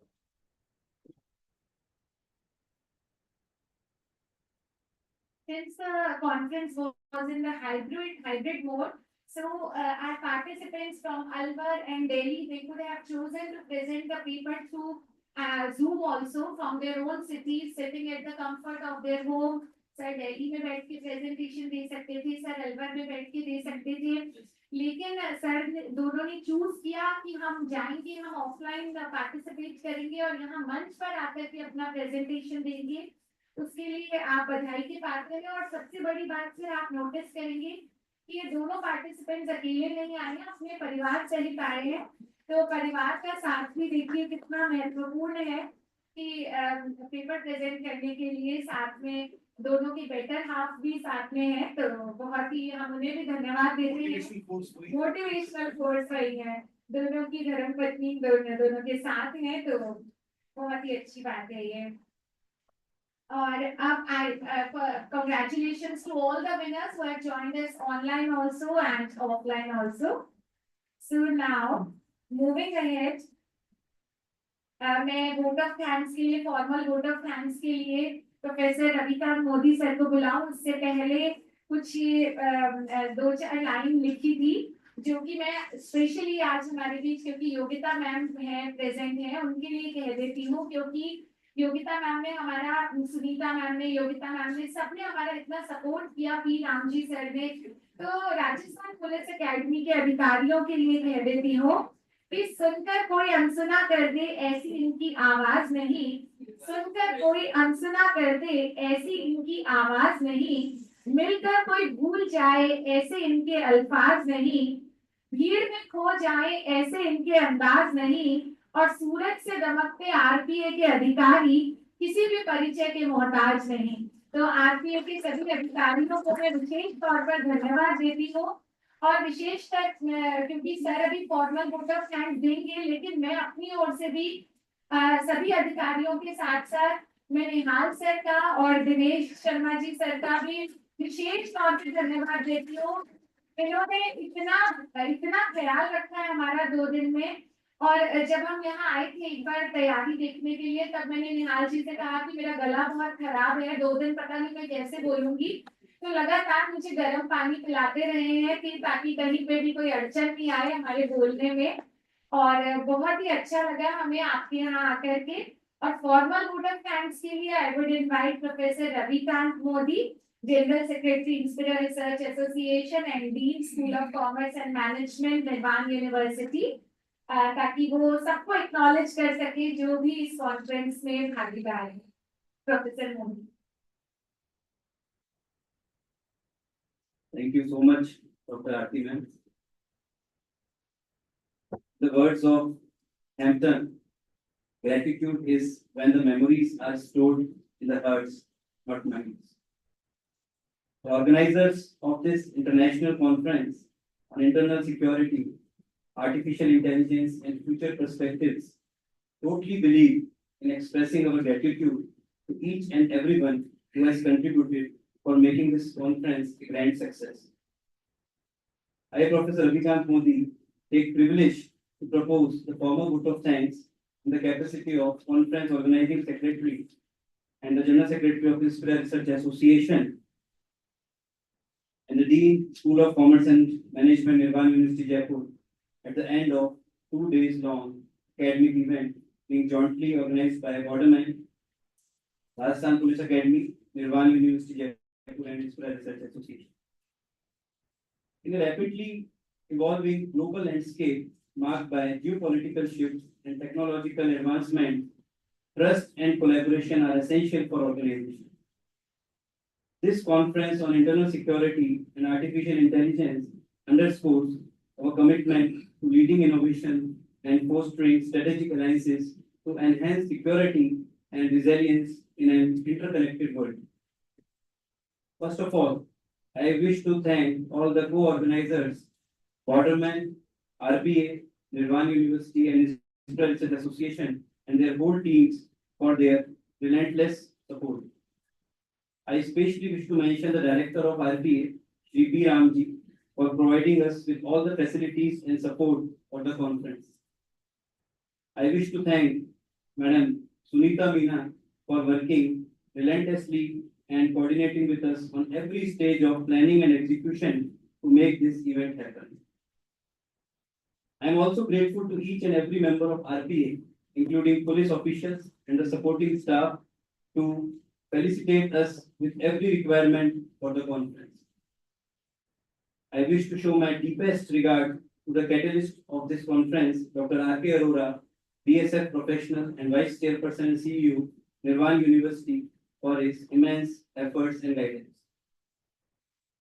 I am also grateful to the President of Inspira Research Association and former Professor Department of ABST University of Rajasthan, Professor S.S. Modi, for his most able leadership and motivation throughout the proceedings. He has always been guiding light personally and professionally. I wish to show our greatest indebtedness towards our honorable guest for the inaugural, Dr. S. Paul Kapoor from Stanford University, Lieutenant General Vijay Singh Ji, Mr. S.K. Sood, Mr. Anil Kumar and Ms. Diana Buger from Stanford University, who have flew all the way from their respective countries and cities to attend the conference and enlighten our participants on the theme. I am grateful to Dr. Jolly Sahani from Riyadh, Saudi Arabia, to moderate the book launch session with the eminent authors. I would like to express my deep sense of gratitude towards Madam Yogita Meena, Additional SP, RPA, who accepted our humble invitation to be the chief guest for the valedictory session. Ma'am, we are really grateful to you for your presence. Thank you so much.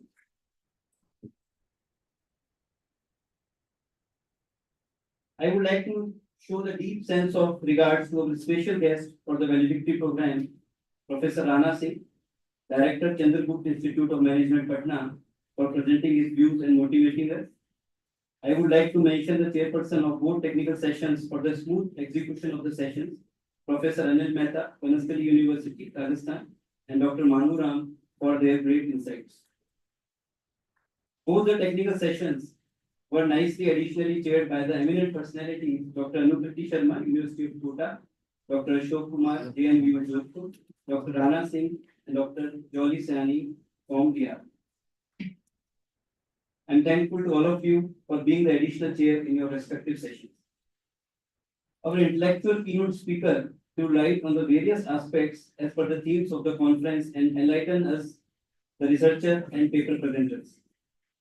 I am grateful to Professor Manvinder Singh Pahwa, Professor Pastor Argulas from Philippines, Dr. Gul from Turkey, and Dr. Manisha Kaushik from SKIT Jaipur. I wish to thank all the keynote speakers for their immensely significant presentations. Your deliberations have benefited the scholars greatly. I am also deeply thankful to the Vice President of Inspira Research Association, Professor Anil Mehta, for his valuable presence and commitment. I fall short of words to express my gratitude towards Dr. Aarti Chopra, Joint Secretary, Inspira Research Association, and Joint Conference Organizing Secretary, for being a valuable support. She is highly responsible and enthusiastic. I request all of you to please have a clap for Dr. Aarti Chopra, ma'am. As always, in every conference, she handled everything. Thank you so much, ma'am. Once again, I am thankful to the whole organizing team of RPA, BORDERMAN, Nirwan University, and Inspira Research Association for their commitment and hard work to make this conference fruitful.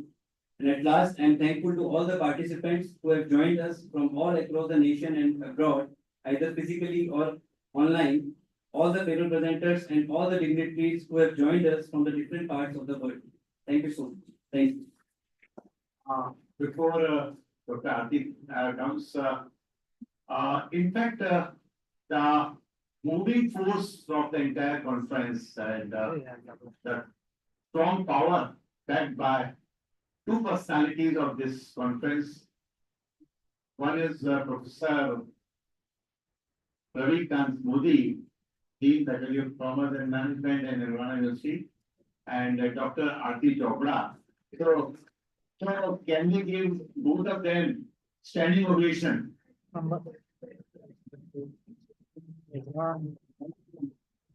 Thank you लेकिन standing ovation आप सबके लिए sir सच में देखिए जोधपुर से बधाई sir Delhi से अलवर से और ऑफिसर सब 2 दिन से हमारे साथ हैं सर, बहुत बहुत सबके लिए सर, आपके लिए, मैम के लिए, योगिता मैम तो हमारे बोलते ही तुरंत हमारे साथ आने लगे और प्रोफेसर मोदी के लिए। और मैं थोड़ा सा एक ऐड करना चाहूंगी, प्रोफेसर आदा और सीए हर्षिता जैन मैम भी हमसे जुड़े थे कीनोट स्पीकर्स के रूप में, तो उनको भी हम धन्यवाद देते हैं, एक्नॉलेज करते हैं। So thank you so much to everyone who made this conference a grand success. Thank you so much.